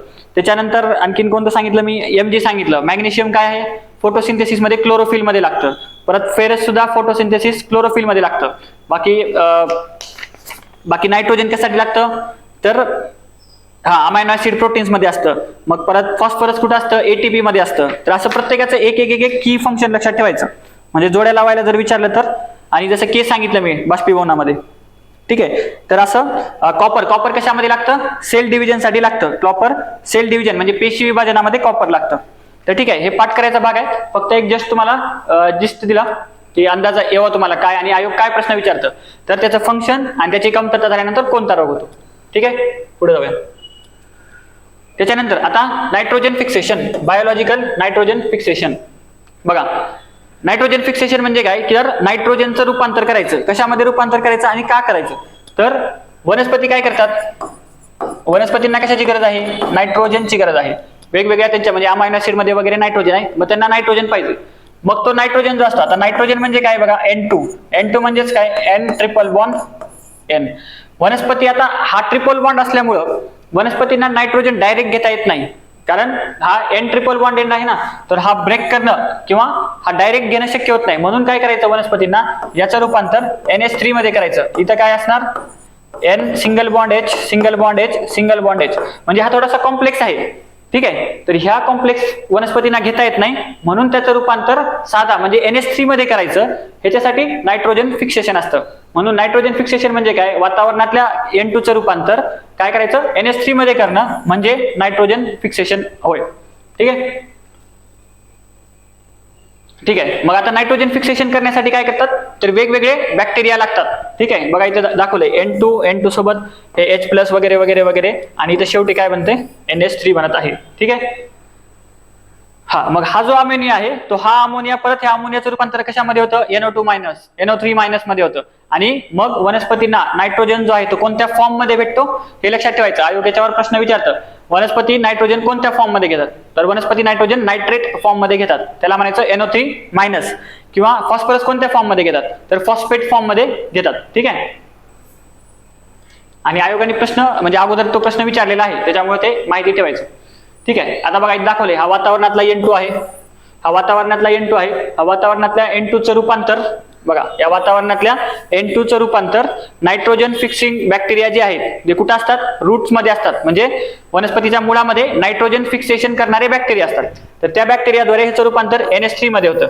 NH3चं नायट्रिफिकेशन करायचं, म्हणजे कोण करणार, ते नायट्रिफिकेशन करणारे बॅक्टेरिया. ते बॅक्टेरियाने नायट्रिफिकेशन केलं की त्याचं NO2- बनतात. परत त्याचं आणखी नायट्रिफिकेशन झालं की तो NO3- बनतं, म्हणजेच नायट्रेट फॉर्म मध्ये येतं. नायट्रेट फॉर्म मध्ये आला म्हणजे आता वनस्पतीला तो डायरेक्टली घेता येतो आणि वनस्पती मग तो नायट्रोजन घेतात आणि परत मग तो वातावरणात रिलीज झाला होतो. तर अशा प्रकारे हे सायकल चालू असतं. मग आता आपल्यासाठी महत्वाचं काय, तर नत्र स्थिरीकरण करणारे सजीव कोणकोणते आहेत, तर आयोग याच्यावर प्रश्न विचारतं. मग नायट्रोजन फिक्सेशन करणारे सजीव कोणते आहेत, तर त्याच्यामध्ये सुरुवातीला दोन गट लक्षात ठेवायचे. बघा, नायट्रोजन फिक्सेशन करणारे बॅक्टेरिया. ठीक आहे, मग याच्यामध्ये 2 प्रकार, एक असणार बॅक्टेरिया, म्हणजे काही बॅक्टेरिया पण नायट्रोजन फिक्सेशन करतात आणि काही सायनो बॅक्टेरिया पण करतात. सायनो बॅक्टेरिया पण नायट्रोजन फिक्सेशन करतात. थोडं चांगलं काढतो. सायनो बॅक्टेरिया. ठीक आहे, तर सायनो बॅक्टेरिया पण करतात. मग बॅक्टेरियामध्ये पण दोन प्रकारचे बॅक्टेरिया असणार. कुठले असणार? एक स्वतंत्र राहणारे. मग स्वतंत्र राहणारे जीवाणू कुठले कुठले आहेत? हे क्लॉस्ट्रिडियम, ॲझॅटोबॅक्टर. ठीक आहे, आणि दुसरे असणार सहजीवन करणारे. मग सहजीवन मध्ये कुठले येणार? नॉस्टॅक येणार, एलोसिरा येणार, किंवा हे आपले रायझोबियम येणार. तर हे असे सहजीवन नत्रस्थिरक जीवाणू आहेत. तर आपल्याला उदाहरणं पाठ पाहिजेत. कोणते बॅक्टेरिया? एकतर पहिल्यांदा सगळ्यांची नावं पाठ पाहिजेत. त्याच्यानंतर स्वतंत्र राहणारे कोणते आहेत? तर क्लॉस्ट्रिडियम, ॲझॅटोबॅक्टर आहेत. आणि सहजीवन करणारे कुठले आहेत? नॉस्टॅक, एलोसिरा, रायझोबियम आहेत. आणि याच्या पुढे जाऊन म्हणजे आयोग मेन्सला नेहमी विचारतं, तर कदाचित प्रीला पण विचारू शकतं की कोणता बॅक्टेरिया कोणत्या प्रकारच्या वनस्पतीमध्ये येतो. जसं की रायझोबियम आहे, तर रायझोबियम कुठे येतं? तर भुईमुग असेल किंवा लेग्युमिनस वनस्पती जे आहेत. लेग्युमिनस म्हणजे काय म्हणतात? लेग्युमिनस म्हणजे भुईमुग वगैरे जे आहेत ना, शेंगावर्गीय, तर त्यांच्या वनस्पतीमध्ये काय लागतो? रायझोबियम लागतो. ॲझॅटोबॅक्टर वगैरे कुठे लागतो? तर आपले नॉर्मल जे असतात म्हणजे गहू, ज्वारी, बाजरी वगैरे अशामध्ये ॲझॅटोबॅक्टर लागतो. ऊसामध्ये ॲसिटोबॅक्टर लागतो. तर हे असे वेगवेगळे आहेत. तर हे झाले बॅक्टेरिया. बॅक्टेरिया नंतर आता सायनोबॅक्टेरिया. ठीक आहे, सायनोबॅक्टेरियामध्ये काही स्वतंत्र राहणारे असतात, तर काही सहजीवन करणारे असतात. ठीक आहे, मग सहजीवन करणाऱ्याचे उदाहरण कुठलं आहे? ॲनाबिना ॲझोली. ॲनाबिना ॲझोली कुठे वापरतात? भात शेतामध्ये नत्रस्थिरक वापरतात. ठीक आहे, तर आता सांगितलं रायझोबियम कुठं होतं? पण रायझोबियम कुठं होतं? लेग्युमिनस वनस्पती म्हणजे शेंगावर्गीय. त्याच्यानंतर ॲझॅटोबॅक्टर सांगितलं. ॲझॅटोबॅक्टर कुठं? आपलं गहू, ज्वारी, बाजरी म्हणजे अन्नधान्य. आणि त्याच्यानंतर ॲसिटोबॅक्टर ऊसामध्ये आणि ॲनाबिना ॲझोली भातामध्ये. ठीक आहे, यातले कोणते सिम्बायोटिक आहेत लक्षात ठेवायचं. हे याच्यावर आयोग प्रश्न विचारू शकतं. ॲनाबिना ॲझोली कुठं आहे? तर भातामध्ये नायट्रोजन फिक्सेशनचं काम करते. ठीक आहे, तर हे झालं नायट्रोजन फिक्सेशनचा पार्ट. आता याच्यानंतर ठीक आहे, तर त्याच्यानंतरचा पार्ट. त्याच्यानंतर आहे वनस्पतीमधलं पोषण. पोषण म्हणजे काय? तर ठीक आहे, आता वनस्पतीमधलं पोषण म्हणजे काय? वनस्पतीमध्ये कुठल्या प्रकारची पोषण पद्धती आहे याच्यावरून वनस्पतीचं वर्गीकरण केलेलं आहे. मग त्याच्यामध्ये एक आहे परपोषी वनस्पती. परपोषी. ठीक आहे, एक आहे, 4 प्रकार आहेत. एक आहे परपोषी, दुसरे आहेत मृतोपजीवी, मांसभक्षी आणि सहपोषी. मृतोपजीवी किंवा मांसभक्षी आणि सहपोषी. आणखीन काय होतं? मृतोपजीवी, मांसभक्षी एक. ठीक आहे, तर असे आता बघा, परपोषी, मृतोपजीवी आणि सहपोषी आणि मांसभक्षी. पहिल्यांदा परपोषी म्हणजेच पॅरासिटिक प्लांट. पॅरासिटिक प्लांट म्हणजे काय? की ज्या वनस्पती दुसऱ्या वनस्पतीसोबत राहून किंवा दुसऱ्या वनस्पतीवर जगून आपल्या स्वतःची उदरनिर्वाह किंवा त्यांची जी पोषणाची गरज भागवतात त्यांना परपोषी वनस्पती असं म्हणतात. ठीक आहे, मग आता बघा याची उदाहरणं कुठली आहेत? ठीक आहे, याच्यामध्ये उदाहरणं म्हणजे बघा, स्टेम पॅरासाइट म्हणजे काय? काही वनस्पती असतात जे दुसऱ्याच्या देठावर स्वतःचे उदरनिर्वाह करतात. ठीक आहे, त्याच्यानंतर काही वनस्पती असतात ज्या दुसऱ्या वनस्पतीच्या रूट्स आहेत, मुळं आहेत, त्या मुळांच्या तिथं राहून आपली म्हणजे त्यांच्या मुळांपासून आपली गरज भागवतात. तर त्या वनस्पतींना रूट पॅरासाइट म्हणतात. यांना देठावर राहणाऱ्यांना स्टेम पॅरासाइट म्हणतात. हे असे वेगवेगळे प्रकार आहेत. तेवढं काही महत्वाचं नाही, फक्त एवढं लक्षात ठेवायचं. परपोषी म्हणजे काय? तर इतर वनस्पतीवर डिपेंड राहून स्वतःची गरज भागवणारे. ठीक आहे, आता ह्याच्यामध्ये बघा, हे 2 लक्षात ठेवा, मूळ आणि स्टेम फक्त थोडंसं लक्षात ठेवा. आणि ह्याच्यामध्ये उदाहरणं लक्षात ठेवा. मुळावर म्हणजे इतर वनस्पतीच्या मुळावर डिपेंड राहून आपली गरज भागवणारे कोण आहेत? तर ओरबांचे, रॅफ्लाशिया हे उदाहरण लक्षात ठेवा. ओरबांचे, रॅफ्लेशिया. ठीक आहे, रॅफ्लेशिया. आणि इतर वनस्पतीच्या देठावर राहणारे कुठले आहेत? तर अमरवेल आहे. अमरवेलचं उदाहरण लक्षात ठेवू शकता. म्हणजे अमरवेल कुठल्या प्रकारची आहे? तर परपोषी म्हणजे पॅरासिटिक प्रकारची आहे. ठीक आहे, आता बघा, आता परपोषीमध्ये पण 2 प्रकार आहेत. परपोषीमध्ये 2 प्रकार म्हणजे काय? एक संपूर्ण परपोषी आणि दुसरी अपूर्ण परपोषी. संपूर्ण परपोषी म्हणजे काय? की ज्यांच्यामध्ये क्लोरोफिलच नाही, म्हणजे त्यांच्यामध्ये हरितद्रव्यच नाही. मग ते सगळी जी न्यूट्रिशनची गरज आहे ते दुसऱ्या वनस्पतीकडून भागवतात. आणि अपूर्ण परपोषी म्हणजे काय, हे सांगितले संपूर्ण परपोषीची उदाहरणं. अपूर्ण परपोषी म्हणजे काय, तर अपूर्ण परपोषी म्हणजे ज्यांच्याकडे क्लोरोफिल आहे, हरितद्रव्य आहे, त्यामार्फत ते ऊर्जा म्हणजे अन्न प्रोडक्शन करू शकतात, म्हणजे अन्न बनवू शकतात. परंतु त्यांना इतर जे गोष्टी आहेत, इतर न्यूट्रिएंट्स जे लागतात, खनिज, पाणी असेल, तर त्या गोष्टींसाठी दुसऱ्यावर अवलंबून राहावं लागतं. मग त्यांना काय म्हणायचं, अपूर्ण परपोषी. त्याच्यानंतर मृतोपजीवी. मृतोपजीवी म्हणजे काय, तर ज्या वनस्पती मृत अवशेषावर जगतात त्यांना म्हणायचं मृतोपजीवी. त्याला काय म्हणायचं, सॅप्रोफाइट्स. सॅप्रोफाइट असं म्हणतात. त्याला काय म्हणायचं, मृतोपजीवी असं म्हणतात. मग त्याची उदाहरणं आहेत, जसे की यीस्ट आहे, किंवा पेनिसिल यीस्ट आहे, किंवा म्युकर आहे, किंवा पेनिसिलियम आहे. तर असे वेगवेगळे सूक्ष्मजीव आहेत, पेनिसिलियम, यीस्ट, म्युकर. आणखीन काही उदाहरणं असतील तर ठीक आहे, काही प्रकारचे शेवाळ आहेत. ठीक आहे, तर ही त्याची उदाहरणं आहेत. त्याच्यानंतर मांसभक्षी. मांसभक्षी म्हणजे काय, आता बघा, आता मांसभक्षी म्हणजे काय, काही वनस्पती जे असतात त्या वनस्पतींना नायट्रोजनची गरज असते. त्यांची काही वनस्पतींना त्यांची जी नायट्रोजनची गरज आहे ती भागवण्यासाठी काही वनस्पती काय करतात, कीटकांना मारून खातात. जसे की आपण पिचर प्लांट बघितलेली आहे, पिचर प्लांट किंवा व्हीनस फ्लायट्रॅप, पिचर प्लांट ही जी आहेत ती मांसभक्षी, जे कीटकांना खातात आणि कीटकांना म्हणजे अट्रॅक्ट करतात, त्यांना पकडतात, मग त्यांना खातात आणि त्याच्या मार्फत आपली नायट्रोजनची गरज भागवतात. मग त्याची उदाहरणं कुठली सांगितली, पिचर प्लांट, त्याच्यानंतर Venus flytrap, water fleet trap, अशी वेगवेगळी उदाहरणं तर ती आहेत मांसभक्षी. त्याच्यानंतर सहपोषी म्हणजे काय, सिम्बायोटिक असोसिएशन. सिम्बायोटिक म्हणजे काय, तर दोन वेगवेगळे जे म्हणजे वनस्पती आहेत ते एकमेकांसोबत राहणार आणि ह्या वनस्पती म्हणजे पहिली वनस्पती दुसऱ्या वनस्पतीला काहीतरी देणार आणि दुसरी वनस्पती पहिल्या वनस्पतीला काहीतरी देणार आणि या माध्यमातून दोघांची पण एकमेकांची गरज भागणार आणि दोघांचं पण पोषण होणार. मग याचं उदाहरण जर द्यायचं म्हणलं तर लायकेन म्हणजेच काय असतं, तर लायकेन म्हणजे दोन वनस्पतींचं सिम्बायोटिक असोसिएशन आहे. त्याच्यामध्ये एक असते अल्गी आणि दुसरी आहे शेवाळ आणि दुसरं आहे कवक. बघा, अल्गीचं काम काय आहे, अन्न बनवणं. अल्गीचं काम अन्न बनवणं. तर कवकाचं काम काय आहे, तर पाणी आणि खनिज. हे म्हणजे याचं काम अन्न बनवणं, पण अन्न बनवण्यासाठी लागणारी पाणी, खनिज जे आहेत ते कोण पुरवणार, कवक पुरवणार.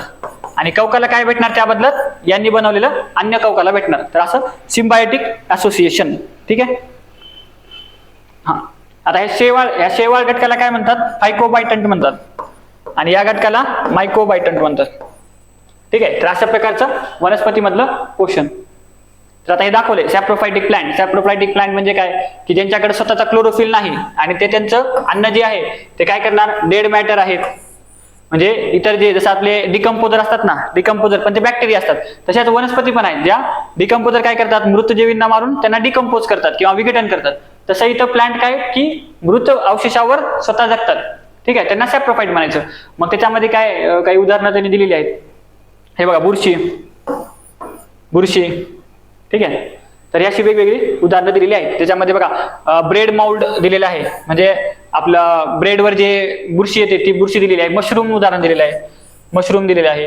हे काही सॅप्रोफाइट किंवा काही फंगी म्हणजे कवक, तर ही सॅप्रोफाइटची उदाहरणं आहेत.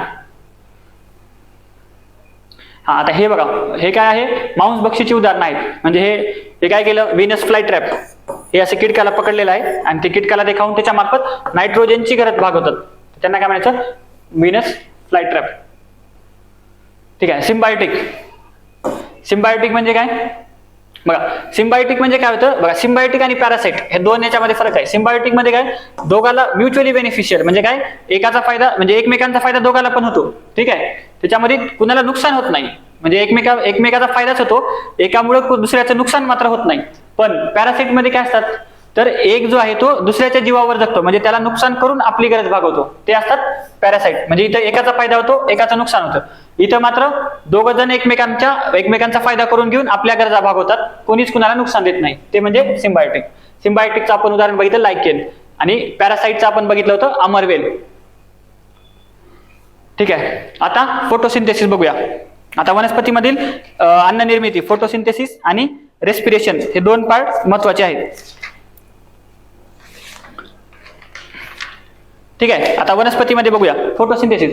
बघा फोटोसिंथेसिस म्हणजे काय होतं, ज्याच्यामध्ये ऑटोट्रॉपिक वनस्पती. ऑटोट्रॉपिक वनस्पती म्हणजे काय, ऑटो म्हणजे स्वतःचं अन्न स्वतः बनवणारे. तर वनस्पतीमध्ये अशी प्रोसेस ज्याच्यामुळे वनस्पती, ऑटोट्रॉपिक वनस्पती लाईटचा वापर करून स्वतःचं अन्न स्वतः बनवतात. मग अन्न म्हणजेच काय, तर ते शुगर बनवतात.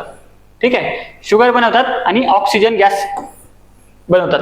म्हणजे काय, वनस्पती काय करतात, लाईट घेतात, CO2 घेतात आणि वॉटर घेतात. याच्यापासून काय बनवतात, ग्लुकोज बनवतात, म्हणजेच शुगर बनवतात, म्हणजेच अन्न बनवतात आणि सोबत ऑक्सिजन गॅस रिलीज करतात.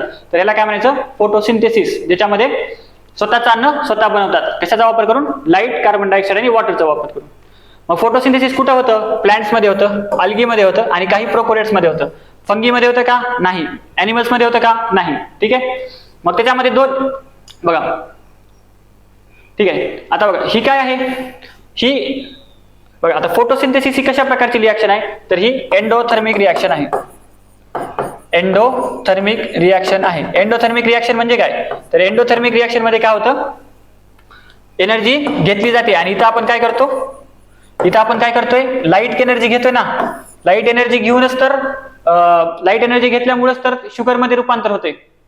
लाईट एनर्जी घेतल्यामुळेच CO2 आणि H2O रूपांतर शुगर म्हणजे अन्नामध्ये होत आहे. म्हणजे ही कुठली प्रकारची रिॲक्शन आहे, एंडोथर्मिक आहे.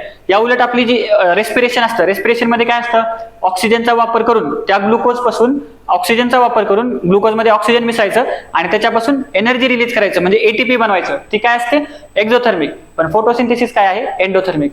आणि दुसरं म्हणजे ती रेडॉक्स प्रकारची रिॲक्शन आहे. म्हणजे काय, त्याच्यामध्ये रिडक्शन आणि ऑक्सिडेशन अशा दोन्ही प्रकारच्या रिॲक्शन होत असतात. तर आता इथं उदाहरण दिले बघा, हे वातावरणातला CO2, हा वातावरणातला CO2 मी सांगितलं पाण्यामध्ये CO2 कसा येतो, डिफ्युजनच्या प्रोसेसने येतो. आणि त्याच्यानंतर H2O कसा आला, खाली आपण रूट्स मधून आला. रूट्स मधून कसा, इम्बायबिशन, परत आपलं डिफ्युजन, त्याच्यानंतर ऑस्मोसिस, या प्रोसेसनं पाणीमध्ये आलं.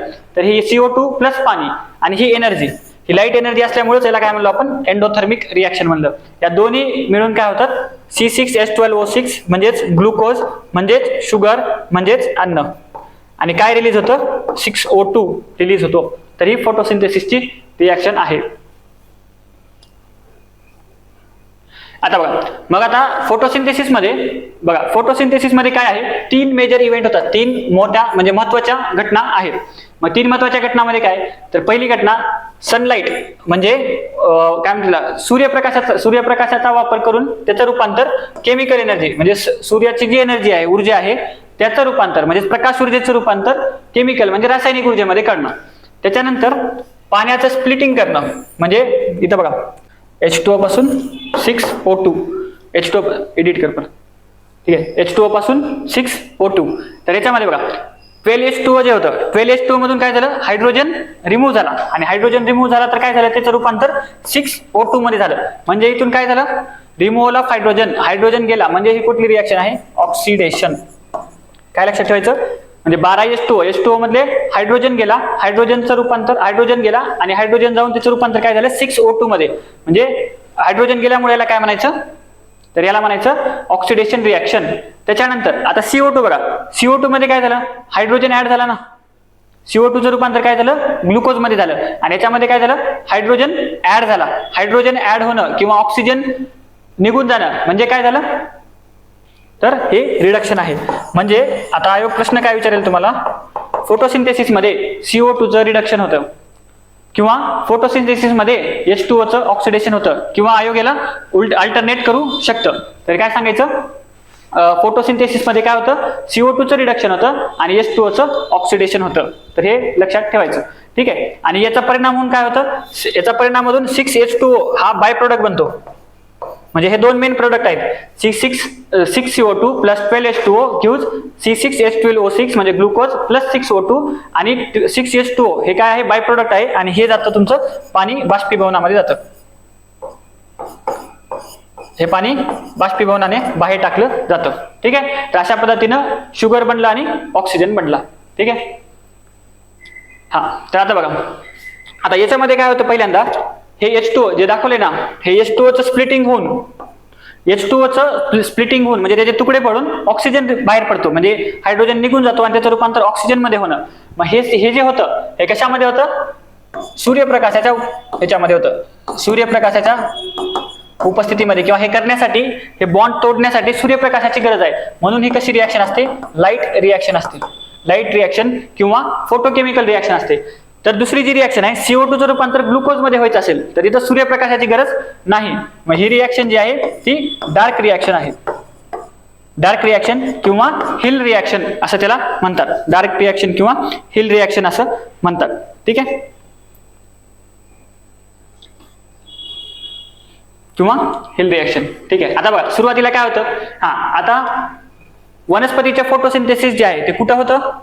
वनस्पतीच्या पानामध्ये. पानामध्ये काय आहे? क्लोरोफिल आहे. क्लोरोफिलचं बेसिक युनिट काय आहे? क्लोरोप्लास्ट आहे. हे लक्षात ठेवायचं.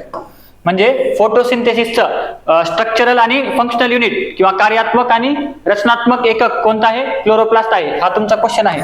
हे प्रश्न आयोग विचारतं. जसं आपण वेगवेगळं बघितलं, किडनीचं नेफ्रॉन आहे, फुफ्फुसांचं अल्व्हिओलस आहे किंवा वायुकोश आहे, तसं क्लोरोफिलचं किंवा फोटोसिंथेसिसचं जरी म्हटलं तरी क्लोरोप्लास्ट हे त्याचं रचनात्मक आणि कार्यात्मक एकक आहे. ठीक आहे, तर आता बघा, आता हे क्लोरोफिल आहे. आता या क्लोरोफिल मध्ये काय होतं, तर ही सगळी रिॲक्शन जी होती ती क्लोरोफिल मध्ये होती. ठीक आहे, मग क्लोरोफिल मध्ये CO2 जातो. ते आपण पुढे बघूया, डायग्राम असेल. आता फोटोसिंथेसिस मध्ये काय होतं, कार्बन डायऑक्साईडचं ऑक्सिजन मध्ये रूपांतर होतं. आणि याच्यामध्ये काय होतं, वातावरणातला जो कार्बन डायऑक्साईड आहे तो मध्ये येतो आणि तो ऑक्सिजन मध्ये रूपांतरित होतो. ठीक आहे, हे काय एवढं महत्वाचं नाही. आता बघा, इकडं आता फोटोसिंथेसिसवर कशाचा परिणाम होतो, म्हणजे फोटोसिंथेसिसवर कशाचा परिणाम होतो, तर लाईट इंटेन्सिटीचा परिणाम होतो. लाईट इंटेन्सिटी म्हणजे काय? प्रकाशाची तीव्रता. जर प्रकाशाची तीव्रता जास्त असेल तर फोटोसिंथेसिस जास्त होईल. प्रकाशाची तीव्रता कमी असेल तर फोटोसिंथेसिस कमी होईल. वेव्हलेंथ म्हणजे काय? जो प्रकाश येतोय त्या प्रकाशाची वेव्हलेंथ किती आहे, म्हणजे तरंग लांबी किती आहे, त्याच्यावर आपलं फोटोसिंथेसिस किंवा प्रकाश संश्लेषण डिपेंड करतं. मग जर तो रंग म्हणजे कसा असेल, लाल असेल तर सर्वात जास्त फोटोसिंथेसिस होईल. जर लाल रंग असेल तर फोटोसिंथेसिस सर्वात जास्त होईल. आणि जर तो रंग हिरवा किंवा पिवळा असेल तर फोटोसिंथेसिस कमी होईल. म्हणजे लाल म्हणजे काय, तरंग लांबी आपल्याला माहित पाहिजे. म्हणजे जास्त तरंग लांबी असेल तर फोटोसिंथेसिस जास्त, आणि कमी असेल म्हणजे हिरवा किंवा पिवळा असेल तर फोटोसिंथेसिस कमी होईल. त्याच्यानंतर कार्बन डायऑक्साईडच्या प्रमाणावर, कार्बन डायऑक्साईडचं प्रमाण जास्त असेल तर जास्त फोटोसिंथेसिस होईल. ठीक आहे, त्याच्यानंतर टेम्परेचर कसं असलं पाहिजे, खूप जास्त पण असलं नाही पाहिजे आणि खूप कमी पण असलं नाही पाहिजे, मॉडरेट टेम्परेचर असलं पाहिजे. पाण्याचा सप्लाय व्यवस्थित पाहिजे, क्लोरोफिलचं कॉन्सन्ट्रेशन व्यवस्थित असलं पाहिजे, पोल्युशनचं प्रमाण कमी असलं पाहिजे. या सगळ्या घटकावर फोटोसिंथेसिसचा प्रभाव पडतो. ठीक आहे, त्याच्यानंतर आता बघूया फोटोसिंथेसिस मध्ये आपण जी अभिक्रिया बघत होतो, तर त्या अभिक्रियेमध्ये बघा आता याच्यामध्ये कसे टप्पे आहेत. सुरुवातीला क्लोरोफिल मध्ये, आता क्लोरोफिल असणार, या क्लोरोफिल मध्ये हे आहेत थॅलाकॉइड, हे थॅलाकॉइड म्हणजे हे क्लोरोफिल वनस्पती आहे, वनस्पतीचं पान आहे, त्या पानामध्ये स्ट्रोमा असतो. ठीक आहे, वनस्पतीचं पान आहे आणि पानामध्ये काय आहे, स्ट्रोमा आहे.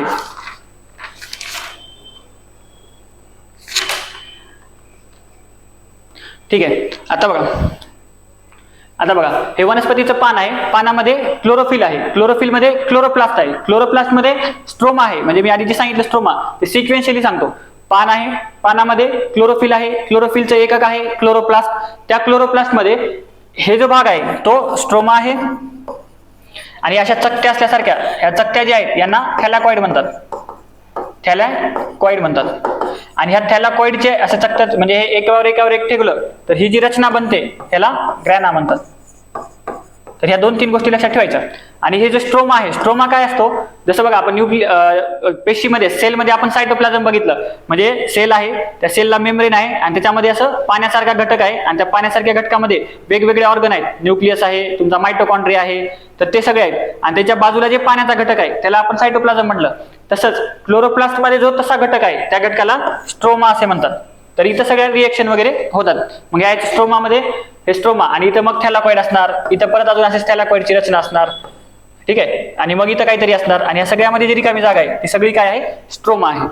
ठीक आहे, तर त्याच्यानंतर आता बघूया आता ठीक आहे, आता सुरू करू. तर लाईट रिॲक्शन, दोन प्रकारच्या रिॲक्शन सांगितले. लाईट रिॲक्शन म्हणजे फोटोकेमिकल रिॲक्शन आणि डार्क रिॲक्शन म्हणजे हिल रिॲक्शन, अशा दोन रिॲक्शन. मग लाईट रिॲक्शन कुठं होते? तर थॅलाकॉइड मध्ये, क्लोरोफिल मधील थॅलाकॉइड मध्ये. हे प्रश्न आहे. क्लोरोफिल मधील थॅलाकॉइड मध्ये लाईट रिॲक्शन होती. मग याच्यामध्ये काय होतं? ऊर्जेचं रूपांतरण होतं. मग याच्यामध्ये पहिल्यांदा काय होतं? पहिल्यांदा लाईट शोषून घ्यायचं, त्याच्यानंतर शोषलेल्या लाईटमुळं H2O हे असं ब्रेक करायचं, म्हणजे स्प्लिटिंग ऑफ वॉटर, पाण्याचं ब्रेक करणं किंवा विभक्तीकरण करायचं. त्याच्यानंतर विभक्तीकरण केल्यानंतर ऑक्सिजन बाहेर पडणार आणि मग ATP आणि NADPH च्या स्वरूपामध्ये ऊर्जेची निर्मिती होणार. हे कुठं होणार? लाईट रिॲक्शन मध्ये. लाईट रिॲक्शन कुठं होणार? याच्यातल्या थॅलाकॉइड नावाच्या भागामध्ये. ठीक आहे, तर हे झालं. तर आता याच्यामध्ये आता या अभिक्रियेमध्ये आता लाईट रिॲक्शन मध्ये आणखी दोन टप्पे असतात. कोणते दोन टप्पे असतात? तर त्याला म्हणायचं फोटोसिस्टम 2 आणि फोटोसिस्टम 1.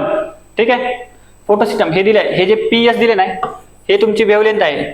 म्हणजे या टप्प्यामध्ये कोणत्या वेव्हलेंथची लाईट लागते? P700 त्याचं युनिट काय आहे? 700 नॅनोमीटर. तर हे लक्षात ठेवा, म्हणजे आयोग विचारू शकतं किंवा स्टेटमेंट मध्ये येऊ शकतं.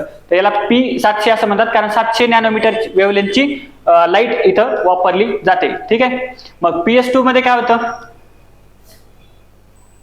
ठीक आहे, आता PS2 म्हणजे PS2 आणि आधी PS2 आणि PS1. PS2 मध्ये काय होतं? तर PST मध्ये पाण्याच्या विभक्तीकरणामुळे इथं काय होतं? H2O चं स्प्लिटिंग होतं आणि H2O च्या स्प्लिटिंग मुळे काय होतं? इलेक्ट्रॉन बाहेर पडतात. ठीक आहे, म्हणजे पाण्याचं विभक्तीकरण होतं आणि इलेक्ट्रॉन बाहेर पडतात. हे इलेक्ट्रॉन पुढे कुठे वापरले जातात? PS1 स्टेप मध्ये वापरले जातात. त्याच्यानंतर ही PS1 स्टेप आहे. ठीक आहे, PS1 स्टेप आहे. ठीक आहे, तर याच्यामध्ये हे वापरले जातात. हे स्टेप जास्त महत्वाचे नाहीयेत. ठीक आहे, मग या स्टेप मध्ये काय होतं? तर त्या इलेक्ट्रॉनचा वापर करून काय होतं तिथं? फोटोफॉस्फोरिलेशन होतं. ठीक आहे, तर हे थोडंसं किचकट पार्ट आहे, याच्यातले रिॲक्शन किचकट आहे, त्याच्यामुळे फक्त कन्सेप्ट थोडंफार समजून घ्यायचं. बाकी ते पाठांतराचा मुद्दा आहे किंवा जास्त त्याच्याकडे हे करायचं नाही, जास्त कॉम्प्लिकेट करायचं नाही. ठीक आहे, तर हे आता दाखवलेलं आहे. हे लाईट एनर्जी आलेली आहे. हे लाईट एनर्जी कुठं पडते? हे थॅलाकॉइड वर पडत आहे. हे लाईट एनर्जी कुठं पडते? हे थॅलाकॉइड वर पडत आहे. आणि याच्यामुळं हे लाईट एनर्जी कुठे गेले? हे बघा, हे तुम्हाला वेव्हलेंथ सांगितली आहे.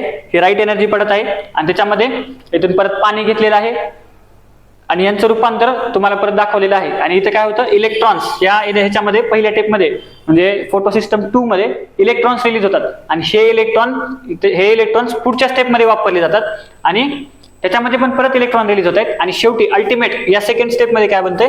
NADPH बनतंय. NADPH म्हणजेच काय? तर तुमचं काय म्हणतात? ATPचे स्वरूप. NADPH म्हणजे 3 ATP असतात. म्हणजे शेवटी तुमची काय म्हणतात? ऊर्जा बनत आहे. ठीक आहे, तर हे काय होतं? फोटोसिस्टम 2 हे फोटोसिस्टम 1. ठीक आहे, आता याच्यानंतर काय होतं? Kelvin cycle. ठीक आहे, याच्यानंतर केल्विन सायकल म्हणजे आता इथे काय झालं बघा. इथे काय झालं? ही जी प्रकाश ऊर्जा होती, त्या प्रकाश ऊर्जेचं शेवटी अल्टिमेटली रूपांतर कशामध्ये झालं? NADPH म्हणजेच रासायनिक ऊर्जेत. फक्त हे कन्सेप्ट समजून घ्या. कन्सेप्ट म्हणण्यापेक्षा छोटे फक्त काय एक्झामच्या दृष्टीने काय महत्वाचे आहेत, बाकी हे कॉम्प्लिकेटेड हे काय हे आपल्याला एक्झामच्या दृष्टीने महत्वाचं नाही आणि ते एक्सप्लेन करायला आपल्याला तेवढा वेळ पण नाही. ठीक आहे, तर हे आता याच्यानंतर काय होतं? हे झालं तुमचा फोटोकेमिकल पार्ट झाला, म्हणजे कुठला पार्ट झाला? लाईट रिॲक्शनचा पार्ट झाला. आता इथे काय होतं? केल्विन सायकल म्हणजे डार्क रिॲक्शन. आता हे बेस्ट एक्झाम्पल होतं मी जे सांगत होतो. तर हे तुमचं क्लोरोप्लास्ट आहे. क्लोरोप्लास्ट मधले हे रिकामी जागा म्हणजे स्ट्रोमा आहे. ह्या थॅलाकॉइड आहेत आणि ह्या पूर्ण ह्याला मिळून स्टॅकला मिळून ग्रॅना असं म्हणतात. ठीक आहे, आता थॅलाकॉइड मध्ये झाली फोटोकेमिकल रिॲक्शन. आता स्ट्रोमा मध्ये काय होते? तर स्ट्रोमा मध्ये काय होते? आता तुमची केल्विन सायकल होते. मग केल्विन सायकल मध्ये काय होणार? हे बघा, केल्विन सायकल मध्ये काय होणार? वातावरणातला तुम्ही 6CO2 घेतला. 6CO2 म्हणजे वातावरणातला कार्बन डायऑक्साईड तुम्ही घेतला. ठीक आहे, आता ह्याच्यामध्ये काय होणार बघा? पहिल्या रिॲक्शन मध्ये H2O काम झालं. H2O काम झालं लाईटच्या ह्याच्यामध्ये आणि त्याच्यापासून तुम्हाला काय मिळाला? एकतर O2 रिलीज झाला आणि दुसरं म्हणजे एनर्जी मिळाली, म्हणजे प्रकाश ऊर्जेचं रूपांतर रासायनिक ऊर्जेत झालं. आता दुसऱ्या रिॲक्शन मध्ये म्हणजे डार्क रिॲक्शन मध्ये केल्विन सायकल मध्ये काय होणार आहे? CO2 काम होणार आहे.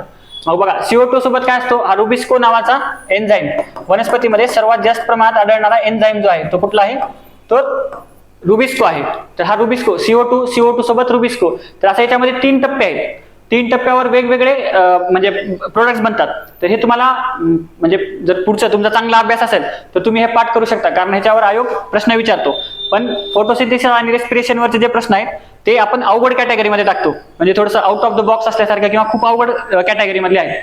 तर जर तुमचा बाकीचा अभ्यास चांगला असेल तर तुम्ही ह्या रिॲक्शन थोडंसं पाठ करू शकता किंवा हा पाठ थोडा स्किप करू शकता. म्हणजे काय करायचं, फक्त एक्झाम ओरिएंटेड करायचं. जसं की आता इथे काय केलं, केल्विन सायकल मध्ये काय होतं, CO2चं रूपांतर अल्टिमेटली कुठं होतं, ग्लुकोज मध्ये त्याचं रूपांतर होतं. हे बघा इथं, ठीक आहे. आणि हे काय आहे, डार्क रिॲक्शनचा पार्ट आहे.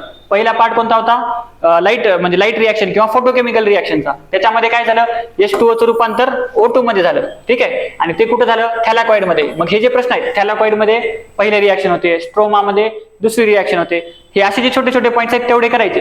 बाकी हे PGA म्हणजे खूप कॉम्प्लिकेटेड जे रिॲक्शन आहेत त्या रिॲक्शन स्किप केल्या तरी चालू शकतात, ठीक आहे. पण आपण बघूया आता इथं CO2चं रूपांतर पहिल्या टप्प्यामध्ये काय होतं, 3 फॉस्फोग्लिसरेट याच्यामध्ये होतं, 3 फॉस्फोग्लिसरेट याच्यामध्ये होतं. असे किती, 12 3 फॉस्फोग्लिसरेट, म्हणजे त्याला ते 3 फॉस्फोग्लिसरेटला 3 PGA असं म्हणतात. तर 12 3 PGA आहे.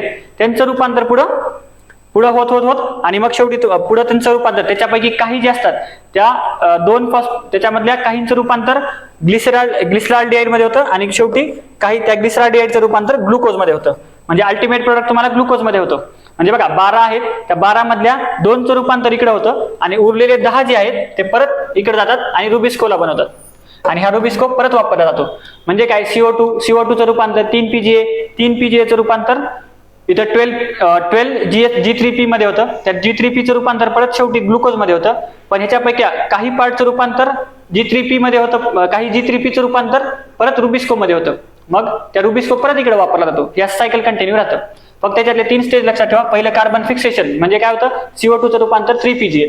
दुसरी स्टेज 3 PGAचं रूपांतर G3P, त्याला म्हणायचं रिडक्शन ऑफ 3 PGA, त्याचं रूपांतर G3P. आणि तिसऱ्या स्टेपमध्ये ह्या G3P पासून रुबिस्को बनणार परत. आणि हा रुबिस्को म्हणजे रिजनरेशन ऑफ रुबिस्को, जो वापरलेला रुबिस्को होता तो परत इथं जो वापरलेला रुबिस्को होता तो परत रिजनरेट झाला आणि तो परत आता इथं वापरण्यासाठी तयार आहे. तर हे असं सायकल आहे. त्याच्यातले 3 स्टेप लक्षात ठेवा, carbon fixation, reduction of 3 PGA आणि दुसरं रिजनरेशन ऑफ रुबिस्को. किंवा आयोग तुम्हाला विचारेल की याच्यामध्ये रुबिस्कोचं रिजनरेशन होतं असं, तर लक्षात ठेवायचं, येस म्हणायचं. तर आता हे केल्विन सायकल. आता इथं जे बघा, हे जे कार्बन फिक्सेशन होत आहे, हे कार्बन फिक्सेशन वेगवेगळ्या ह्याच्यामध्ये वेगवेगळ्या मेथड होतं. म्हणजे H2O चा जो पार्ट होता, H2Oचं O2 होणं, फोटोकेमिकल पार्ट, तो सगळे एकच सेम आहे, त्याच्यामध्ये काही फरक नाही. पण CO2चं रूपांतर ग्लुकोज मध्ये होणं, ह्याच्यासाठी वेगवेगळे मार्ग आहेत. आणि त्याच्यापैकी एक मार्ग होता केल्विन सायकल, हे अशी सायकल होती. पण दुसरा मार्ग आहे आता HSK सायकल. आता दुसरा मार्ग आहे हा HSK सायकल. बघा हे बघा. आणि केल्विन सायकल मध्ये काय झालं, CO2चं रूपांतर 3 कार्बनी, हा जो असतो हा 3 कार्बनी असतो. हा 3 कार्बन असलेला प्रोडक्ट आहे PGA. म्हणून ह्याला काय म्हणतात, C3 वनस्पती म्हणतात, ठीक आहे. त्याच्यानंतर आता HSK मध्ये बघा, HSK मध्ये काय होतं, हा ॲटमॉस्फेरिक CO2 आला. ह्या ॲटमॉस्फेरिक CO2चं रूपांतर पहिल्यांदा ऑक्झॅलो ऍसिटेट मध्ये होतं. ऑक्झॅलो ऍसिटेट मध्ये किती कार्बन आहेत, 4 कार्बन आहेत. मग ह्या वनस्पतींना काय म्हणतात, C4 वनस्पती असं म्हणतात. ऑक्झॅलो ऍसिटेट आहे, याला काय म्हणतात, C4 वनस्पती असं म्हणतात. याचं रूपांतर परत मॅलेट मध्ये होतं. या मॅलेटचं रूपांतर परत काय होतं, परत पायरुवेट मध्ये होतं. आणि पायरुवेटचं परत इथून परत केल्विन सायकल होते, ठीक आहे. म्हणजे ह्याचं हे सायकल आहे, ठीक आहे. तर म्हणजे आता ही जी स्टेप आहे HSK सायकल, या HSK सायकल मध्ये काय प्रोडक्ट बनला, पहिल्यांदा ऑक्झॅलो ऍसिटेटचं मॅलेट बनलं, ठीक आहे. मग या मॅलेटचं काय बनलं, पायरुवेट बनलं. पायरुवेटचं परत रूपांतर होणार. पण परत रूपांतर कसं होणार, ते मागच्या सायकलनंच होणार, म्हणजे केल्विन सायकल सारखंच त्याचं रूपांतर होणार. आणि काही भागाचं रूपांतर इकडं फॉस्फोफिनॉल पायरुवेट मध्ये होणार. ते असं सायकल चालू राहणार. तर याच्यामध्ये फक्त लक्षात काय ठेवायचं, HSK सायकलचं HSK सायकल मध्ये केल्विन सायकल सुद्धा इन्क्लूड असतं. HSK सायकल आहे म्हणजे केल्विन सायकल पण आहे. HSK सायकल मध्ये कोणता प्रोडक्ट तयार होतो? ऑक्झॅलो ऍसिटेट तयार होतो. त्याच्यामध्ये 4 कार्बन असणारा ऑक्झॅलो ऍसिटेट तयार होतो. त्याच्यामुळे त्याला C4 वनस्पती असं म्हणतात. ठीक आहे. ठीक आहे. तर आता बघा केल्विन सायकल मध्ये काय झालं, CO2 ऍब्झॉर्ब केला गेला आणि त्याच्यापासून काय झालं, कार्बोहायड्रेट किंवा ग्लुकोज तयार झालं आणि मग त्याच्यामध्ये ATP आणि NADH2 त्याच्यामध्ये वापरलं गेलं आणि त्याचं रूपांतर ADP आणि NADP मध्ये झालं. ठीक आहे. तर हे असं होतं. ह्याच्यामध्ये आपण रुबिस्को वापरला, हे काही एवढं महत्वाचं नाही, आपण बघितलं. ठीक आहे. ठीक आहे. तर आता परत दाखवले राईट रिॲक्शन हे स्ट्रोमा मध्ये होते, थॅलाकॉइड्स. ठीक आहे. हा, इथे 2 पार्ट सांगितलेत, लाईट रिॲक्शन आणि डार्क रिॲक्शन. आता C4 पाथवे. C4 पाथवे मध्ये काय आहे? C4 पाथवे पण आपण एक्सप्लेन केला. ठीक आहे. आणि शेवटी असतो कॅम्प पाथवे. कॅम्प पाथवे कुठं असतो? तर कॅम्प पाथवे हा वाळवंटी वनस्पतीमध्ये असतो. हे लक्षात ठेवायचं. आता आपण 3 पाथवे बघितले. 3 पाथवे आपण बघितले. 3 पाथवे मध्ये काय बघितलं आपण? C3 पाथवे, C4 पाथवे आणि कॅम्प पाथवे. कॅम्प पाथवे हा एकदम वाळवंटी वनस्पती. वाळवंटी वनस्पतीमध्ये जसे की ते काय म्हणतात नेचे किंवा कॅक्टस अशा प्रकारच्या ज्या वनस्पती असतात इथं कॅम्प पाथवे असतो. C4 पाथवे मध्ये काय होतं? CO2 चं जे रूपांतर होतं ते पहिलं जे होतं ऑक्झॅलो ऍसिटेट जो 4 कार्बनी पदार्थ आहे त्याच्यामध्ये होतं, म्हणून त्याला C4 म्हटलं. आणि C3 मध्ये काय होतं? तो 3PGA जो प्रोजेक्ट होता त्याच्यामध्ये पहिलं म्हणजे CO2 चं रूपांतर सर्वात प्रथम 3PGA मध्ये होतं. 3PGA जो आहे तो 3 कार्बन आहे म्हणून त्याला C3 असं म्हटलं. तर हे कॅम्प सायकल. ठीक आहे. हा, तर आता हे फरक सांगितलंय. C3 प्लांट्स म्हणजे काय? त्याच्यामध्ये केल्विन सायकल असतं आणि C4 प्लांट म्हणजे त्याच्यामध्ये HSK सायकल असतं. ठीक आहे. आता काय म्हणलंय, तर आता ह्याच्यामध्ये काय होतं की ह्याच्यामध्ये ऍक्सेप्टर कोण आहे? रुबिस्को आहे. ठीक आहे. ह्याच्यामध्ये ऍक्सेप्टर कोण आहे? पेप कार्बॉक्सिलेज आहे. ठीक आहे. ह्याच्यामध्ये काय? ह्याच्यामध्ये क्रान्झ अॅनाटॉमी नसते, याच्यामध्ये क्रान्झ अॅनाटॉमी असते. हे क्रान्झ अॅनाटॉमी म्हणजे इथं क्रान्झ पेशी असतात, बंडल शीट पेशी असतात. हा, ह्या जो आहेत ना, तर या बंडल शीट पेशी आहेत. बंडल शीट पेशी आहेत आणि याला क्रान्झ अॅनाटॉमी असं म्हणतात. मग ही HSK सायकल मध्ये आहे, ही केल्विन सायकल मध्ये नाही. तर तो एक फरक आहे. ठीक आहे. त्याच्यानंतर पहिला स्टेबल कंपाऊंड कोणता आहे? 3PGA आहे जो 3 कार्बनी आहे म्हणून याला C3 म्हणलं. आणि याच्यामधला पहिला स्टेबल कंपाऊंड कुठला आहे? ऑक्झॅलो ऍसिटेट आहे जो 4 कार्बनी आहे म्हणून त्याला C4 म्हटलं. ठीक आहे. आणि ह्याच्यामध्ये काय होतं, जो लॉस असतो तो खूप जास्त हाय होतो आणि ह्याच्यामध्ये फोटो रेस्पिरेशन होतच नाही. ठीक आहे. म्हणजे ह्या जे वनस्पती आहेत ह्या कमी पाण्याच्या सिच्युएशन साठी जास्त चांगल्या आहेत C4 वनस्पती. ठीक आहे. तर आपण एकदा जिस्ट मध्ये सांगूया. थोडा हा पार्ट कॉम्प्लिकेटेड आहे, यातले रिॲक्शन्स एकदम कॉम्प्लिकेटेड आहेत, त्याच्यामुळं तो समजायला आणि समजून सांगायला पण अवघड आहे. तर एक शॉर्ट मध्ये तुम्हाला मी जिस्ट सांगतो याच्यामध्ये म्हणजे काय मेन होतं. हा, तर आता ही रिॲक्शन बघा. आता ही आहे फोटोकेमिकल म्हणजे ही आहे आपली फोटोसिंथेसिसची रिॲक्शन. काय होतं, वातावरणातला CO2 जमिनीतून घेतलेला H2O आणि हा कशासाठी मिसळतो? सनलाइट मध्ये म्हणजे सूर्यप्रकाशामध्ये मिसळतो. या तिघांपासून काय बनतं? शुगर. म्हणजे फोटोसिंथेसिसचं शेवटचं प्रोडक्ट काय? अन्न बनवणं. सोबत पाणी आणि 6O2. यातलं पाणी जे आहे ते बाष्पीभवनानं बाहेर टाकलं जातं. मग आता हा CO2 जो आहे या CO2 चा सुरुवात आता याच्यामध्ये 2 स्टेप आहेत. पहिल्यांदा H2O चं रूपांतर O2 मध्ये होणं. मग H2O चं रूपांतर O2 मध्ये होताना हायड्रोजन निघून जातो. हायड्रोजन निघून गेला म्हणजे हे कसल्या प्रकारची रिॲक्शन आहे? ऑक्सिडेशन, रिमूव्हल ऑफ हायड्रोजन किंवा addition of water, addition of oxygen म्हणजे ऑक्सिडेशन असतं. तर इथं हायड्रोजन निघून गेलाय म्हणजे ही ऑक्सिडेशन रिॲक्शन आहे. ठीक आहे. ह्याच्यामध्ये CO2 आहे. CO2 मध्ये काय झालं? CO2 मध्ये हायड्रोजन ऍड झालाय. हे बघा CO2 मध्ये हायड्रोजन ऍड झालाय. मग हे काय झालं? रिडक्शन रिॲक्शन झाली. तर इथं काय होतं म्हणजे फोटोसिंथेसिस मध्ये काय होतं? CO2 चं रिडक्शन होतं, H2O चं ऑक्सिडेशन होतं. एवढं क्लिअर झालं. त्याच्यानंतर ह्याच्यामध्ये दोन रिॲक्शन आहेत. एक आहे लाईट मध्ये होणारी त्याला फोटोकेमिकल रिॲक्शन आणि एक आहे डार्क मध्ये त्याला हिल रिॲक्शन म्हणतात. मग लाईट मध्ये काय होतं? H2O चं म्हणजे ह्या H2O मॉलिक्युलला ब्रेकडाऊन होतं, हा बॉन्ड तुटतो आणि H2O चं O2 बनतं म्हणजे हायड्रोजन निघून जाणं. ही रिॲक्शन कुठली आहे? लाईट रिॲक्शन आहे. ठीक आहे. दुसरी रिॲक्शन आहे डार्क मध्ये होते. मग ती कुठं होते? मग ही रिॲक्शन कुठे होते? लाईट वाली रिॲक्शन ही त्या स्ट्रोमा मधल्या थॅलाकॉइड मध्ये होते. हे लक्षात ठेवायचं. त्याच्यानंतर CO2 चं रूपांतर C6H12O6 म्हणजे ग्लुकोज मध्ये होणं, हे कुठं होतं? डार्क भागामध्ये होतं. ठीक आहे, डार्क रिॲक्शन किंवा हिल रिॲक्शन असं म्हणतात. मग CO2 चं रूपांतर ग्लुकोज मध्ये होणं, ह्यालाच आपण CO2 फिक्सेशन असं म्हणतो. मग हे फिक्सेशन वेगवेगळ्या सायकलने होतं. त्याच्यातला एक प्रकार म्हणजे केल्विन सायकल किंवा दुसरा मार्ग म्हणजे C4 किंवा HSK पाथवे. ठीक आहे, मग केल्विन सायकल मध्ये काय झालं की पहिला प्रोडक्ट काय झाला? 3 कार्बनी PGA तयार झाला, म्हणून त्यालाच आपण C3 म्हणलं. त्याच्यानंतर HSK सायकल मध्ये पहिला प्रोडक्ट काय तयार झाला? ऑक्झॅलो ऍसिटेट, जो 4 कार्बनी प्रोडक्ट आहे, त्याला आपण C4 असं म्हटलं. तर असे वेगवेगळे सायकल होते. ठीक आहे, आणि ही रिॲक्शन कुठे होते? स्ट्रोमा मध्ये होते. तर हे लक्षात ठेवायचं. तर असं हे म्हणजे तुमचं कन्क्लुजन आहे. जरी पुढच्या गोष्टी तुम्हाला क्लिअर झाल्या नाहीत किंवा मला थोडंसं समजवता आलं नाही, कारण हा कॉम्प्लिकेटेड पार्ट आहे, तरी फक्त जिस्ट समजून घ्या, ज्याच्यामुळे आपले प्रश्न सॉल्व्ह झाले पाहिजेत. ठीक आहे, आता रेस्पिरेशन. ठीक आहे, जसं आता आपलं मानवामध्ये रेस्पिरेशन होतं, तसं आता वनस्पतीमध्ये सुद्धा रेस्पिरेशन आहे. मग रेस्पिरेशन म्हणजे काय? तर रेस्पिरेशन म्हणजे आपण खाल्लेलं अन्न म्हणजे ऍसिमिलेटेड फूड, खाल्लेल्या अन्नापासून ऊर्जा बनवणं म्हणजे रेस्पिरेशन होय.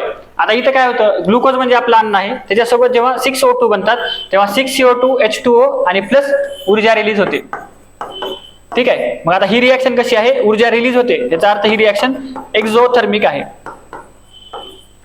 एक्झोथर्मिक आहे. ठीक आहे, आता ह्याच्याच उलट जर बघितलं, याच्याच उलट जर केलं तर ही रिॲक्शन कशाची होते?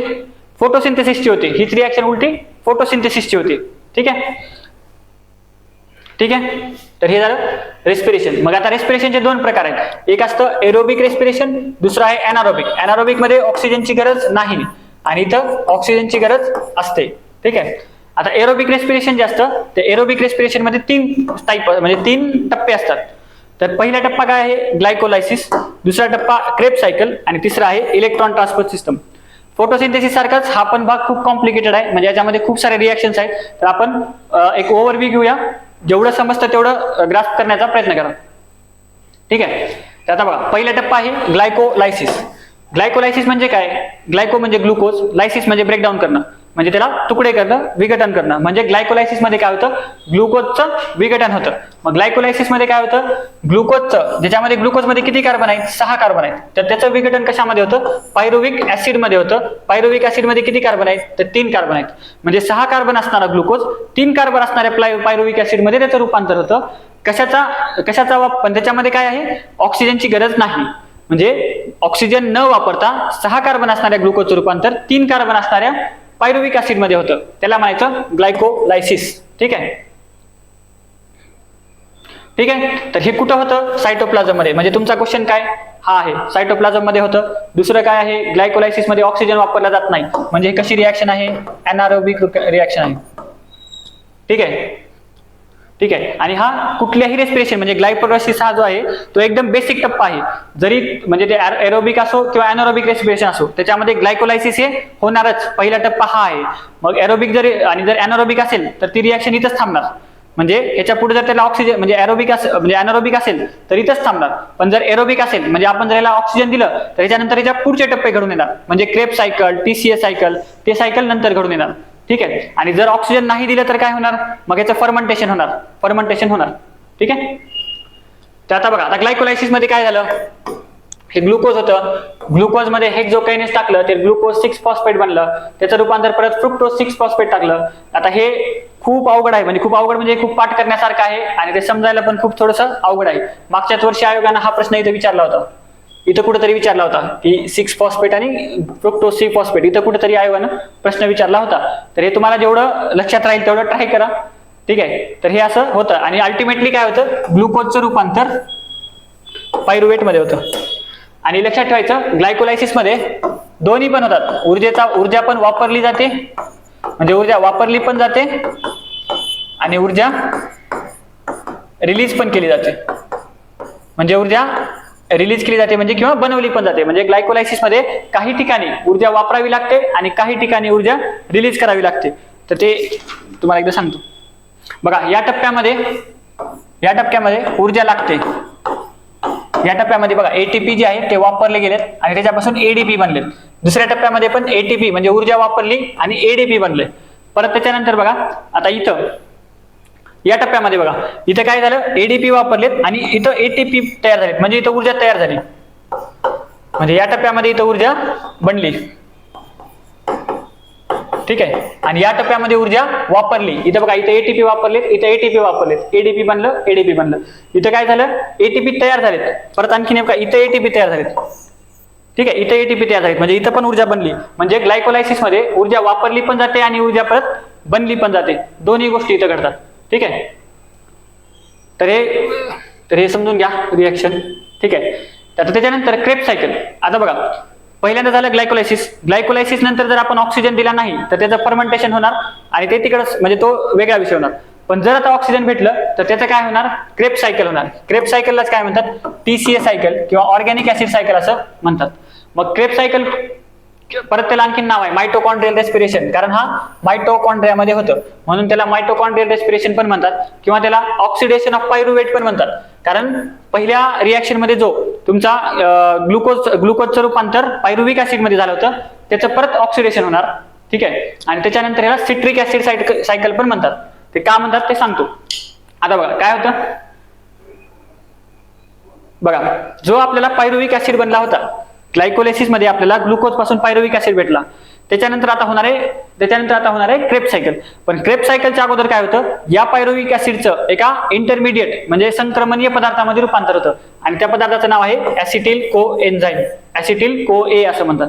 मग हा ऍसिटिल को ए जो असतो तो ह्याला काय म्हणतात, काय ऑक्झॅलो ऍसिटेट, हा जो आहे तो ऑक्झॅलो ऍसिटेट. मग जो ऍसिटिल को ए होता म्हणजे पायरुविक ऍसिड पासून ऍसिटिल को ए बनला, तो ऍसिटिल को ए कशासोबत रिॲक्ट करतो, ऑक्झॅलो ऍसिटेट सोबत रिॲक्ट करतो आणि जो प्रोडक्ट बनतो तो काय आहे सायट्रेट 6. म्हणजे त्यामधला पहिला प्रोडक्ट काय बनला, सायट्रेट बनला. सायट्रेट म्हणजे सायट्रिक ऍसिड बनला आणि म्हणून ह्या सायकलला सायट्रिक ऍसिड सायकल पण म्हणतात, ठीक आहे.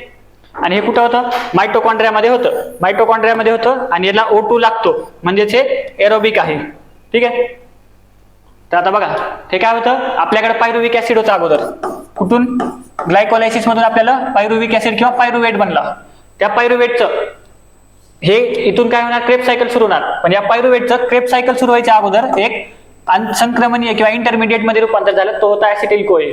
ऍसिटिल को ए चं रूपांतर काय होतं, ऍसिटिल को ए जेव्हा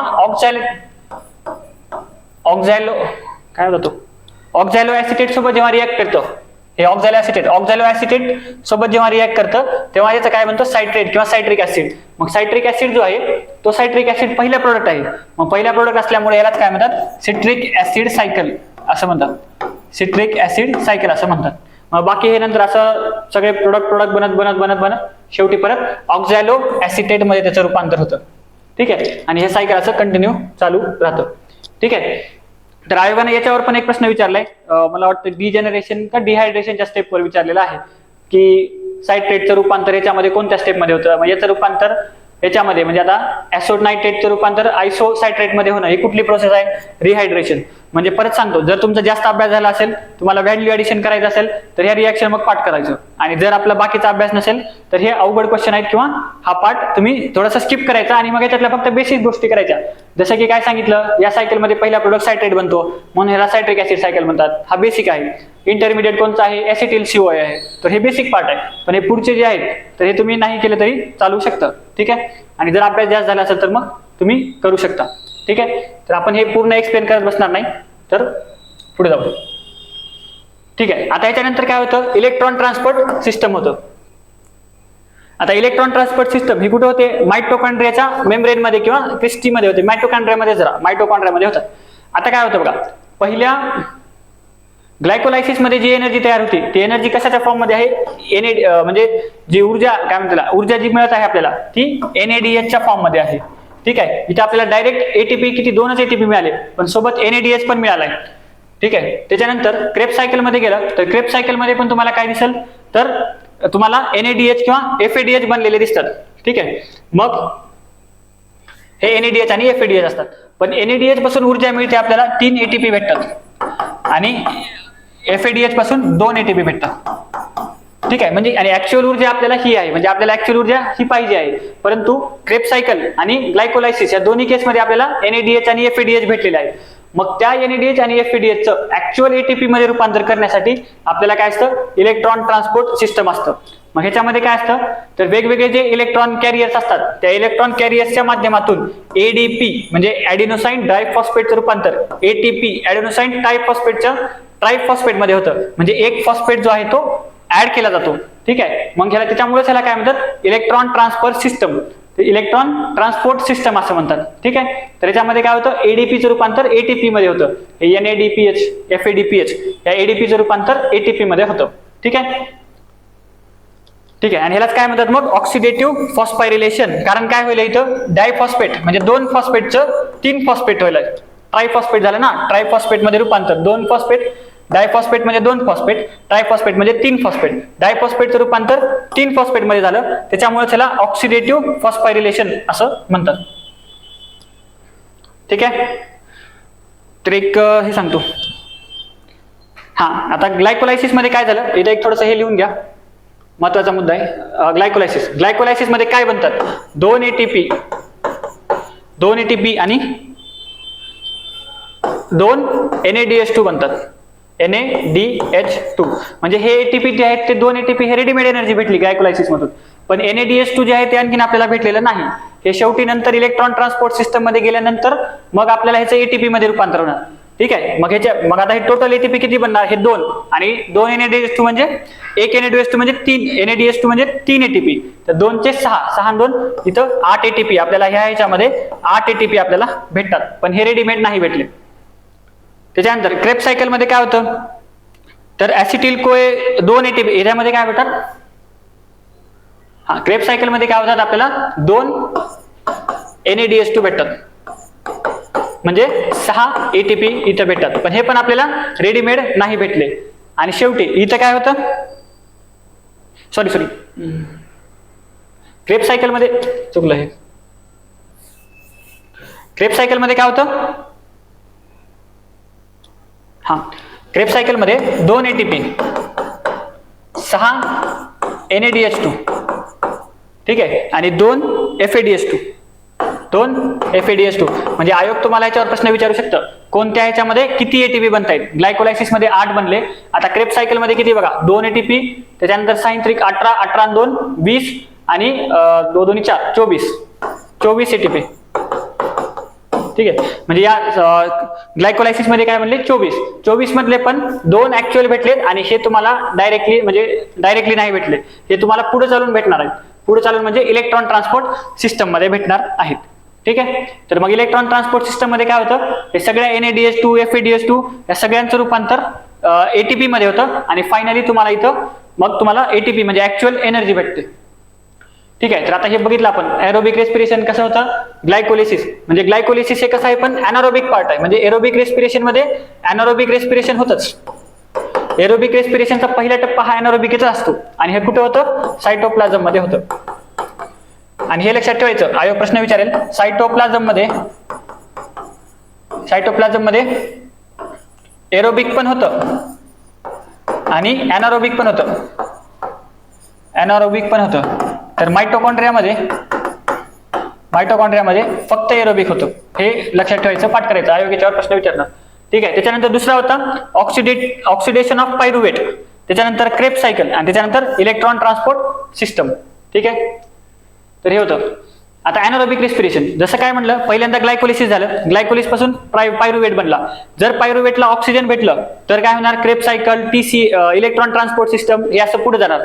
पण जर ऑक्सिजन नाही भेटला तर काय होणार त्याचं रूपांतर, तर त्या ग्लुकोजचं रूपांतर लॅक्टिक ऍसिड मध्ये होणार किंवा त्याचं फर्मेंटेशन होणार, त्याचं रूपांतर लॅक्टिक ऍसिड मध्ये होणार. ठीक आहे, जसं आता याचं उदाहरण म्हणजे काय, समजा आपण खूप जास्त म्हणजे काय म्हणतात, खूप जास्त पळल्यानंतर किंवा असं खूप मॅरेथॉन मध्ये वगैरे पळल्यानंतर काय होतं, आपल्या मसल्स पर्यंत ऑक्सिजन पोहोचत नाही, तर मग ते आपल्या मसल्स मधला जो ग्लुकोज आहे त्याचं रूपांतर लॅक्टिक ऍसिड मध्ये होतं. ठीक आहे, तर हे लक्षात ठेवायचं अनारोबिक रिएक्शन. हे बघा,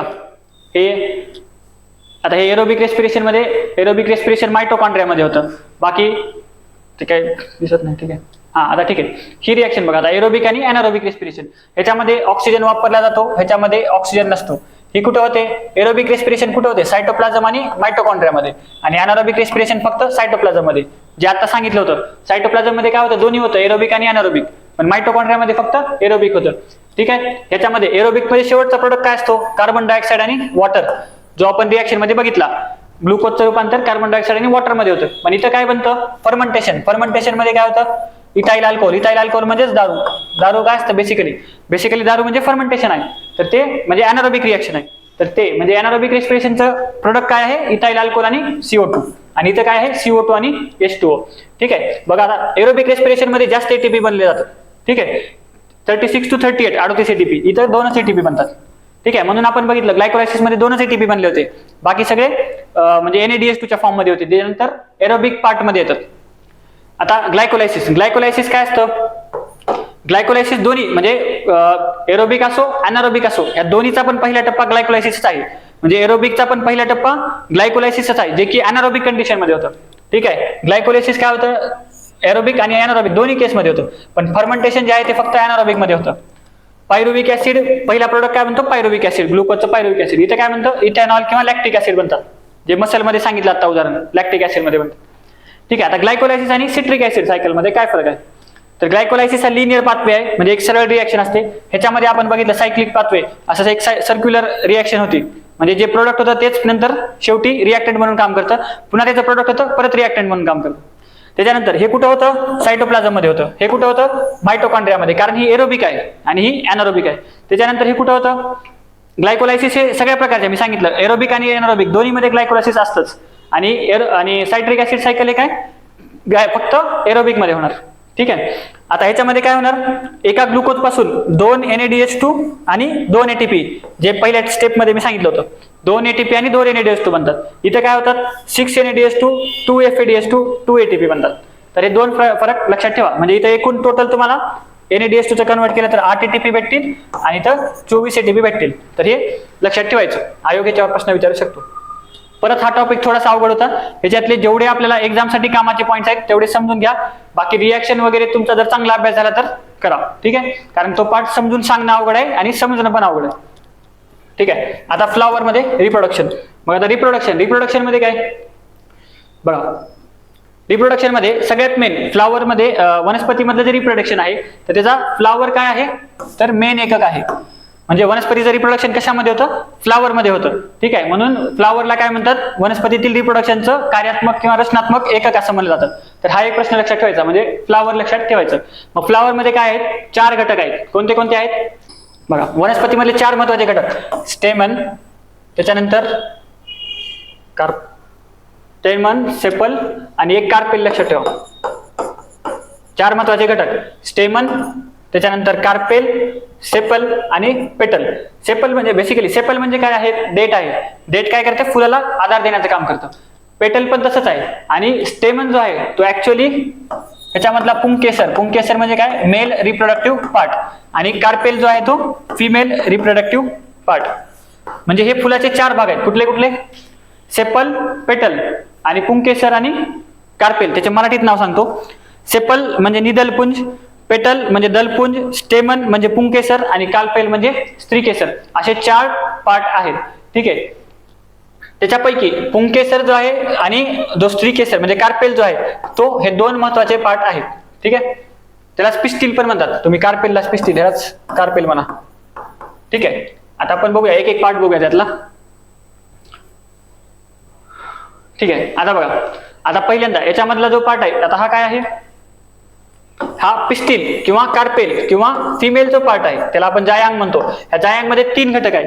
काय आहे, स्टिग्मा, स्टाईल, ओव्हरी. स्टिग्मा जो पार्ट आहे हा चिकट पदार्थ आहे. स्टाईल म्हणजे अशी एक ट्यूब असल्यासारखं आहे. आणि ओव्हरी म्हणजे काय आहे, हे काय म्हणतात, बीजांड म्हणतात त्याला. बीजांड किंवा वनस्पतीमधील अंडपेशी आहे. ठीक आहे, तर हे झाले तुमच्या पिस्टिल म्हणजे स्त्रीकेसरचे पार्ट झाले. त्याच्यानंतर आता इथं मेगास्पोरिंजियम काही कामाचं नाही एवढं. त्याच्यानंतर आता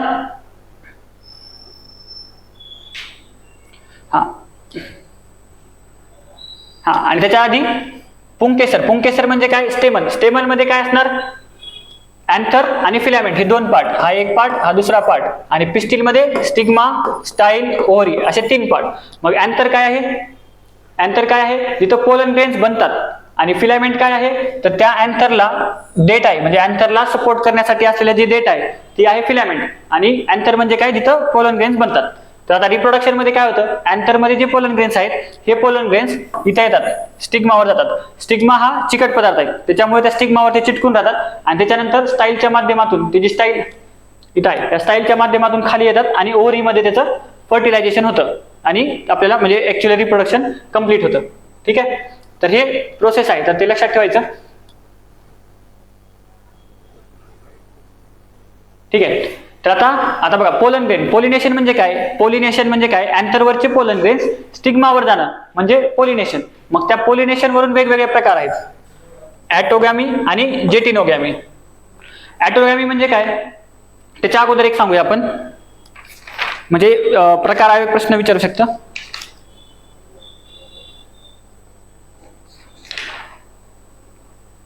हा पहिल्यांदा लक्षात ठेवा, पॉलिनेशनचे पहिल्यांदा 2 प्रकार बघू, त्याच्यानंतर हे बघू, सेल्फ पॉलिनेशन आणि क्रॉस पॉलिनेशन.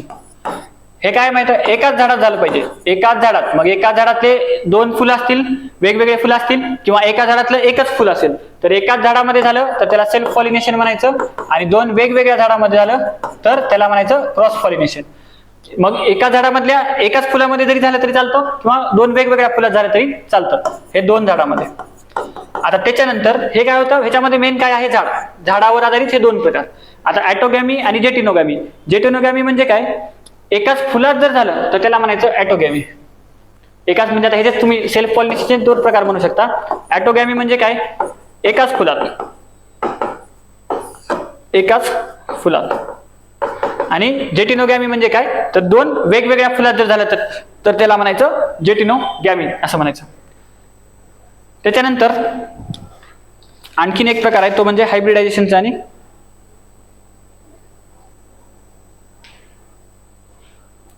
ठीक आहे, तर आता हे झालं. त्याच्यानंतर आता ते सांगितलं होतं आपण, स्टाईल, टिग्मा, ओव्हरी, पोलन ग्रेन झालं.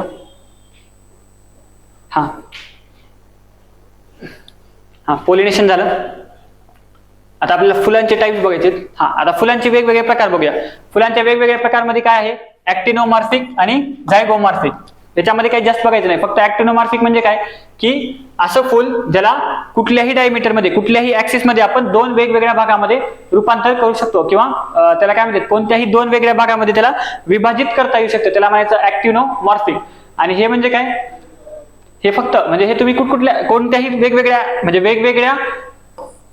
वेगवेगळ्या ऍक्सिस मध्ये तुम्ही त्याला डिवाइड करू शकता. ह्याच्यामध्ये मात्र एकाच ऍक्सिस मध्ये डिवाइड करता येऊ शकतं, आणि त्याच ऍक्सिस मध्ये डिवाइड केल्यानंतर ते एकमेकाची मिरर इमेज दिसतं, इकडल्याची मिरर इमेज इकडे दिसणार. तर असं ते काही एवढं महत्वाचं नाहीये. ठीक आहे, हे थोडंसं महत्वाचं आहे. आता ह्याच्यामध्ये बघा, आपण काय बघितलं, फुलामध्ये 4 पार्ट आहेत, सेपल, पेटल, कार्पेल आणि स्टेमन. 4 पार्ट आहेत. मग ते पार्ट आहेत का नाहीत, म्हणजे 4 महत्वाचे घटक आहेत. मग त्यातले कुठले आहेत कुठले नाहीत याच्यावरून प्रकार पडतात. बघा, कम्प्लीट फ्लॉवर आणि इनकम्प्लीट फ्लॉवर. कम्प्लीट फ्लॉवर म्हणजे काय, त्याच्यामध्ये सेपल आहे, पेटल आहे, पिस्टिल आहे, स्टेमन आहे. 4ही घटक असले तर त्याला म्हणायचं कम्प्लीट फ्लॉवर. 4पैकी एक किंवा अनेक नसतील, कोणताही एक किंवा अनेक नाही, तर त्याला काय म्हणायचं, इनकम्प्लीट फ्लॉवर असं म्हणायचं. ठीक आहे, त्याच्यानंतर आता या 4 मधले 2 खूप महत्वाचे. कुठले, ह्याच्यामधले स्टेमन म्हणजे पुंकेसर आणि पिस्टिल म्हणजे स्त्रीकेसर, हे 2 महत्वाचे. जर हे दोन्ही पण असतील तर त्याला काय म्हणायचं, परफेक्ट फ्लॉवर. आणि 2 पैकी एक जर असेल किंवा एक मिसिंग असेल तर त्याला काय म्हणायचं, इम्परफेक्ट फ्लॉवर. तर कम्प्लीट आणि परफेक्ट ह्या दोन्ही मधला फरक लक्षात घ्या. ठीक आहे, दोन्ही असलं तर त्याला परफेक्ट किंवा परिपूर्ण फुल म्हणायचं, इम्परफेक्ट म्हणजे आणि दोन्ही पैकी एक जर नसेल तर इम्परफेक्ट किंवा अपरिपूर्ण फुल असं म्हणायचं. ठीक आहे, तर ह्या रिप्रोडक्शनचा पार्ट होता. ठीक आहे, त्याच्यामध्ये काय बघायचं तर ते काय म्हणायचं, फुल हे मेन एकक आहे. त्याच्यामध्ये पुंकेसर कोणता आहे तर स्टेमन मध्ये काय आहे, अँथर आणि फिलामेंट. अँथर काय करतं, पोलन ग्रेन्स बनवतं. पोलन ग्रेन्सचं मग ट्रान्सफर होणं त्याला काय म्हणायचं, पॉलिनेशन. मग पॉलिनेशन मध्ये काय होणार, पोलन ग्रेन्स कुठे जाणार, आता स्टाईलवर स्टिग्मावर जाणार. पॉलिनेशन मध्ये काय होणार, आता वनस्पतीचा जो स्त्री केसरचा भाग आहे, स्त्री केसर मध्ये काय आहे, कार्पेल मध्ये काय, स्टाईल, स्टिग्मा, ओव्हरी. त्याच्यामधला स्टिग्मा जो आहे तो चिकट पदार्थ आहे. मग अँथरवरचे जे पोलन ग्रेन्स आहेत ते स्टिग्मावर येणार. स्टिग्माच्या खाली स्टाईल आहे, त्या स्टाईल थ्रू, स्टाईल म्हणजे एक नळी असल्यासारखी आहे, आणि त्या नळीच्या खाली आहे ओव्हरी म्हणजे बीजांड. मग ते स्टिग्मावरचे पोलन ग्रेन्स त्या नळीमधून बीजांडापाशी जाणार आणि तिथं फर्टिलायझेशन होणार. ठीक आहे, तर ही अशी प्रोसेस आहे. मग ते पोलन ग्रेन्स वरून आपण म्हणजे पॉलिनेशन कसं होतं झाडामध्ये फुलामध्ये ते कशा प्रकारे होतं त्याच्यावरून आपण प्रकार सांगितले. फुलामधले 4 घटक आहेत, त्याच्यामध्ये कुठले घटक आहेत नाहीत त्याच्यावरून आपण प्रकार सांगितले. तर ते प्रकार बघायचे. ठीक आहे. आता शेवटी आहे प्लांट हार्मोन्स आणि देअर फंक्शन. जसं आता वनस्पतीमध्ये हार्मोन सिस्टम होती तसं प्लांट्समध्ये सुद्धा आता हार्मोन सिस्टम आहे. ठीक आहे. त्याला म्हणतो आपण कोऑर्डिनेशन सिस्टम. तर आता वनस्पतीमधली जी मुवमेंट असते ते काय असते, एक हार्मोनच्या माध्यमातून होऊ शकते किंवा ग्रोथच्या माध्यमातून. म्हणजे कसं, ग्रोथ डिपेंडंट आणि ग्रोथ इंडिपेंडंट. ठीक आहे. तर 2 प्रकारच्या मुवमेंट असतात. ग्रोथ डिपेंडंट म्हणजे काय, की एखादा बाहेरच्या वस्तूला प्रतिसाद देऊन वनस्पतीची वाढ होणं त्याला म्हणायचं ग्रोथ डिपेंडंट. आणि ग्रोथ इंडिपेंडंट म्हणजे काय, तर ती कशी असणार, तर त्याच्यामध्ये काय की त्याच्यामध्ये बाहेरचा प्रतिसाद नसणार, तर ते एखाद्या केमिकलच्या माध्यमातून होणार. तर ग्रोथ डिपेंडंट मध्ये बघा कसं आहे, समजा पान आहे, पानाला तुम्ही कमी उजेडामध्ये ठेवलं तर त्याला फोटोसिंथेसिस करण्यासाठी उजेडाची गरज आहे. तर ते काय होईल, उजेडाच्या दिशेनं पान वाढायला लागेल. हे काय झालं, ग्रोथ डिपेंडंट त्याची मुवमेंट झाली. ठीक आहे. तर ती ग्रोथ डिपेंडंट मुवमेंट आहे. तर त्याच्यानंतर किंवा तुम्ही खाली पाण्याच्या दिशेनं, मुळांची पाण्याच्या दिशेनं वाढ आहे, तर ती काय आहे, ती पण ग्रोथ डिपेंडंट मुवमेंट आहे. पण दुसरी जी आहे, समजा व्हीनस फ्लायट्रॅप आपण वनस्पती बघितली, ती काय करते, कीटकाच्या दिशेने मुवमेंट करते किंवा कीटकाला पकडण्यासाठी मुवमेंट करते. तर त्याच्यामध्ये ग्रोथचा काही संबंध आहे का, नाही. मग ती ग्रोथ इंडिपेंडंट मुवमेंट आहे. तर अशा मुवमेंट असतात. तर हा एक पार्ट झाला, म्हणजे वनस्पतीमधली हालचाल झाली. त्याच्यानंतर वनस्पतीमध्ये कोऑर्डिनेशन करण्यासाठी वेगवेगळे हार्मोन्स असतात. जसं आपल्या ह्युमन्समध्ये संप्रेरक आहेत, तसं वनस्पतीमध्ये हे 5 हार्मोन्स आहेत आणि ह्या खूप महत्वाचे आहेत. याच्यावर आयोग नेहमी प्रश्न विचारतं, तर हे महत्वाचं, हे लक्षात घ्या. आता ऑक्झिन काय करतं, सेल इलॉंगेशन करतं, म्हणजे सेलची लांबी वाढवतं. त्यालाच काय म्हणतात, अपायकल डॉमिनन्स असं म्हणतात. अपायकल डॉमिनन्स म्हणजे वनस्पतीचा जो वरचा पार्ट आहे, लक्षात घ्या. अपायकल डॉमिनन्स मध्ये काय होतं, वनस्पतीच्या वरचा पार्ट म्हणजे त्याची असं लांबी वाढावी, त्याची वरच्या दिशेने त्याची वाढ व्हावी, यासाठी काय होतं, जे इकडली बाजू आहे म्हणजे जो काय म्हणतात, जो आडव्या दिशेने जो वाढणारा पार्ट आहे त्याची वाढ खुंटवली जाते. आणि याची वाढ खुंटवली गेल्यामुळं सगळं पोषण असं भेटतं की ती वरच्या दिशेने होते. तर याला म्हणतात अपायकल डॉमिनन्स. अपायकल डॉमिनन्स म्हणजे काय, सेलची लांबी वाढवणं किंवा वनस्पतीची लांबी वाढवण्यासाठी जे होतं त्याला म्हणायचं अपायकल डॉमिनन्स. लांबी वाढवण्यासाठी रुंदी किंवा आडवा भाग जो असतो, जो आडवा भाग वाढत असतो त्याला काय म्हणतात, त्याची वाढ खुंटवली जाते. तर काय ऑक्झिनचं काम काय, ए फॉर अपायकल डॉमिनन्स. ठीक आहे. मग बाकी याच्यामध्ये मेन काय, ए फॉर अपायकल डॉमिनन्स आहे. आणि आणखीन 2-3 पॉईंट सांगतो.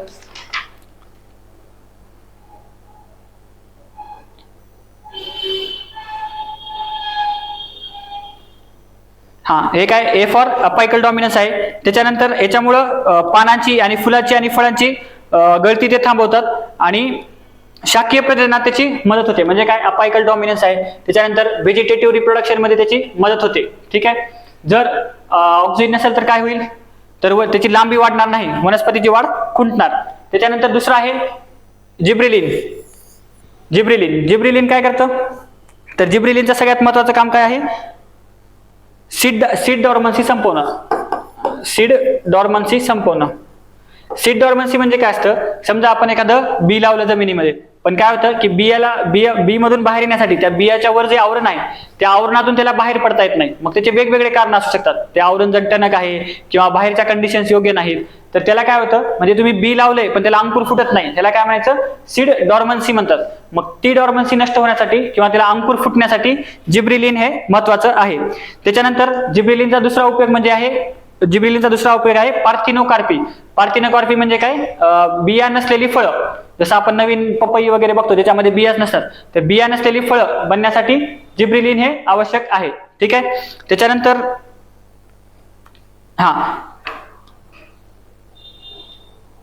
ठीक आहे. आता हे काय करतात, जसं हे काय करत होतं, अपायकल डॉमिनन्स करत होतं म्हणजे उंची वाढवत होतं, तसं जिब्रिलिन काय करतं, रुंदी वाढवण्याचं काम करतं. तर हे झालं ऑक्झिन नंतर जिब्रिलिन नंतर आहे सायटोकिनिन म्हणजे काय, पेशी विभाजनाचं काम करतं. एवढं मेन लक्षात ठेवायचं. पेशी विभाजनाचं काम करतं म्हणजे नवीन नवीन पेशी निर्माण करतं. आणि ह्याचाच अर्थ काय करतो, हे वार्धक्य विरोधी असतं. म्हणजे पानं किंवा फुलं असतील तर त्यांना काय म्हणतात, वार्धक्यापासून दूर ठेवतं. म्हणजे त्यांना काय म्हणतात, त्याला वृद्धत्व येऊ देत नाही, त्यांना यंग ठेवण्याचं काम सायटोकिनिन करतं. ठीक आहे, तर त्याला काय म्हणतात, अँटी एजिंग म्हणतात किंवा रिचमंड लॉंग इफेक्ट असं म्हणतात किंवा delay delay delay delay delay सेनेसन्स म्हणतात, म्हणजे वार्धक्य लांबवतात. थोडंसं इंग्लिश आणि मराठी शब्द समजून घ्या. वार्धक्य लांबवतं म्हणजे यंग ठेवण्याचं काम करतं, त्याला डिले सेनेसन्स म्हणतात किंवा रिचमंड लॉंग इफेक्ट म्हणजे आयुष्य लॉंग करतं, तर रिचमंड लॉंग इफेक्ट असं म्हणतात. ठीक आहे. दुसरं, हे पेशी विभाजन करतं, म्हणजेच वनस्पतीचे वेगवेगळे अवयव आहेत ते बनवण्यामध्ये मदत करतं, ऑर्गॅनोजेनेसिसचं काम करतं. ठीक आहे.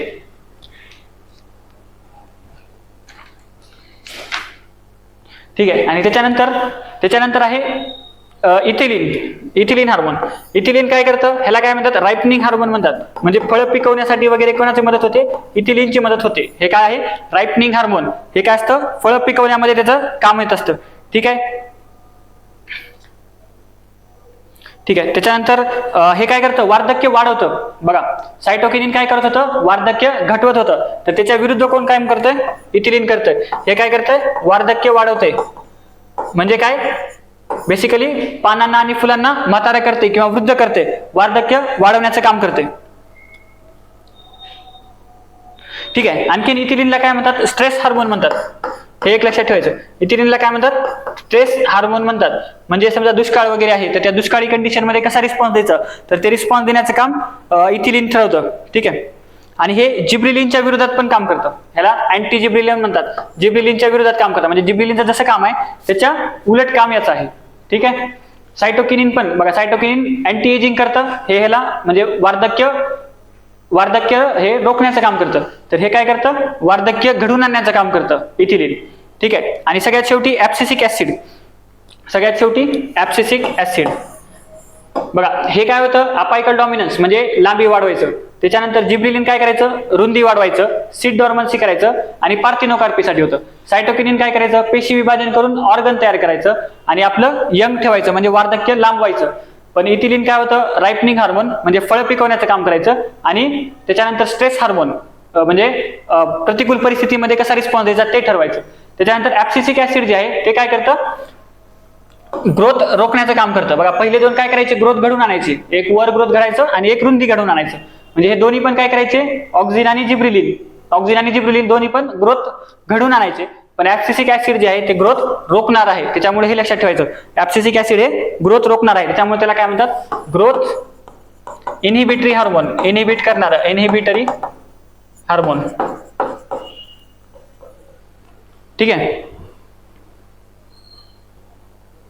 ठीक आहे. मग आता ह्याच्यामध्ये काय होतं, आणखीन हे काय करतं, ग्रोथ रोखणं म्हणजे काय, ह्याला स्ट्रेस हार्मोन पण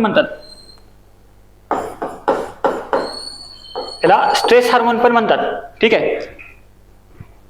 ठीक आहे. आता बघा, इथिलीन जो आहे तो इथिलीन सुद्धा स्ट्रेस हार्मोन आहे, पण त्याच्यापेक्षा मेन स्ट्रेस हार्मोन कुठला आहे, तर ऍब्सिसिक ऍसिड आहे. मग स्ट्रेस हार्मोन म्हणजे कसं, समजा दुष्काळी परिस्थिती आली तर वनस्पतीचे पानं गाळून टाकायचं, कारण पानामधून बाष्पीभवन होतं, पाण्याचा लॉस होतं, तर ते पानं गाळण्याचं काम असतं, ते पानं गाळण्याचं काम ऍब्सिसिक ऍसिड करत असतं. तर असं तणावपूर्ण परिस्थितीला रिस्पॉन्स देण्याचं काम परत ऍब्सिसिक ऍसिड पण करतो. तर ते सगळ्यात मेन स्ट्रेस हार्मोन कोणतं आहे, ऍब्सिसिक ऍसिड आहे. आणि इथिलीन पण प्रतिकूल परिस्थितीमध्ये सिक्रेट होत असतं. ठीक आहे. ठीक आहे. तर अशा प्रकारे हे वनस्पतीमधले हार्मोन आहेत. तर हा आपला प्लॅनचा प्लॅन होता. आता इथे एक शॉर्ट मध्ये आणि थोडं आणखीन चांगलं दिलेलं आहे. ऑक्सिनचं काम काय, एक परत हे करूया आपण, अपायकल डॉमिनन्स घडून आणणं. ठीक आहे. रूट ग्रोथ घडून आणणं किंवा वरचा भाग म्हणजे लांबी वाढवण्याचं काम करतं ऍब्सिसिक ऍसिड. ठीक आहे. त्याच्यानंतर सायटोकिनिन काय करतं, सेल डिव्हिजनचं काम करतं. सेल डिव्हिजनचं काम करतं म्हणजे त्यांना यंग ठेवतं. डिले लेफ एजिंग म्हणजे वार्धक्य लांबवतं. ठीक आहे. त्याच्यानंतर आणि ऑर्गन बनवण्याचं काम करतं. जिब्रिलिन काय करतं, तर रुंदी वाढवण्याचं. हे काय करतं, अपायकल डॉमिनन्स म्हणजे वर लांबी वाढवतं, हे रुंदी वाढवण्याचं काम करतं. त्याच्यानंतर सीड जर्मिनेशनला म्हणजे सीड डॉर्मन्सीला संपवून सीड जर्मिनेशन म्हणजे अंकुर फुटवण्यासाठी जे लागतं ते म्हणजे अंकुर फुटवण्यासाठी मदत करतं ते. त्याच्यानंतर पार्थिनोकार्पी म्हणजे सीडलेस पदार्थ, बिना बियाचे फळ बनवण्यासाठी जिब्रिलिनचा वापर होतो. त्याच्यानंतर इथिलीन काय असतं, फूड रायपनिंग म्हणजे रायपनिंग हार्मोन असं म्हणतं, फळ पिकवण्यासाठी इथिलीनचा वापर होतो. तसंच हे पण स्ट्रेस हार्मोन मध्ये येतं. आणि ऍब्सिसिक ऍसिड हा ग्रोथ रोखणारा हार्मोन आहे. म्हणजे एकमेव ग्रोथ रोखणारा हार्मोन ऍब्सिसिक ऍसिड आहे. आणि हे कशामध्ये काम होतं, हे परत हे पण वार्धक्य वाढवतं, इथिलीन पण वार्धक्य वाढवतं, ऍब्सिसिक ऍसिड पण वार्धक्य वाढवतं आणि हे स्ट्रेस हार्मोन म्हणून पण काम करतं. तर एक शॉर्ट मध्ये परत सांगितलं तर हे सगळ्यांचे युजेस लक्षात ठेवा, ते नसल्यावर काय होतं ते पण लक्षात ठेवा, याच्यावर आयोग प्रश्न विचारतो. ठीक आहे, तर हा असा एकंदरीत आपला वनस्पतीशास्त्राचा पाठ होता. तर आपण याच्यामध्ये वनस्पतीशास्त्र बघितलं, 5-6 प्रोसेसेस बघितल्या, रिप्रोडक्शन, रेस्पिरेशन, फोटोसिंथेसिस, कोऑर्डिनेशन बघितलं आपण, ते रूट प्रेशर वगैरे म्हणजे पाण्याचं वहन बघितलं, अशा वेगवेगळ्या सिस्टम बघितल्या. आणि आयोगाचा म्हणजे ह्युमन सिस्टम पेक्षा पण आयोगाचा बोटणीवर या पार्टवर जास्त प्रश्न विचारतो आयोग. तर त्यातला फोटोसिंथेसिस आणि रेस्पिरेशनचा पार्ट थोडासा किटकट होता, तो समजायला पण तुम्हाला अवघड होता आणि मला समजून सांगायला पण तो अवघड होता. तर त्याच्यामुळं बेसिक गोष्टी, यामधल्या बेसिक गोष्टी ज्या तुम्हाला करता येऊ शकतात त्या गोष्टी अगोदर चांगल्या करा आणि त्याच्यानंतर मग ते रिॲक्शन वगैरे समजून घेण्याचा प्रयत्न करा. ठीक आहे, थँक्यू.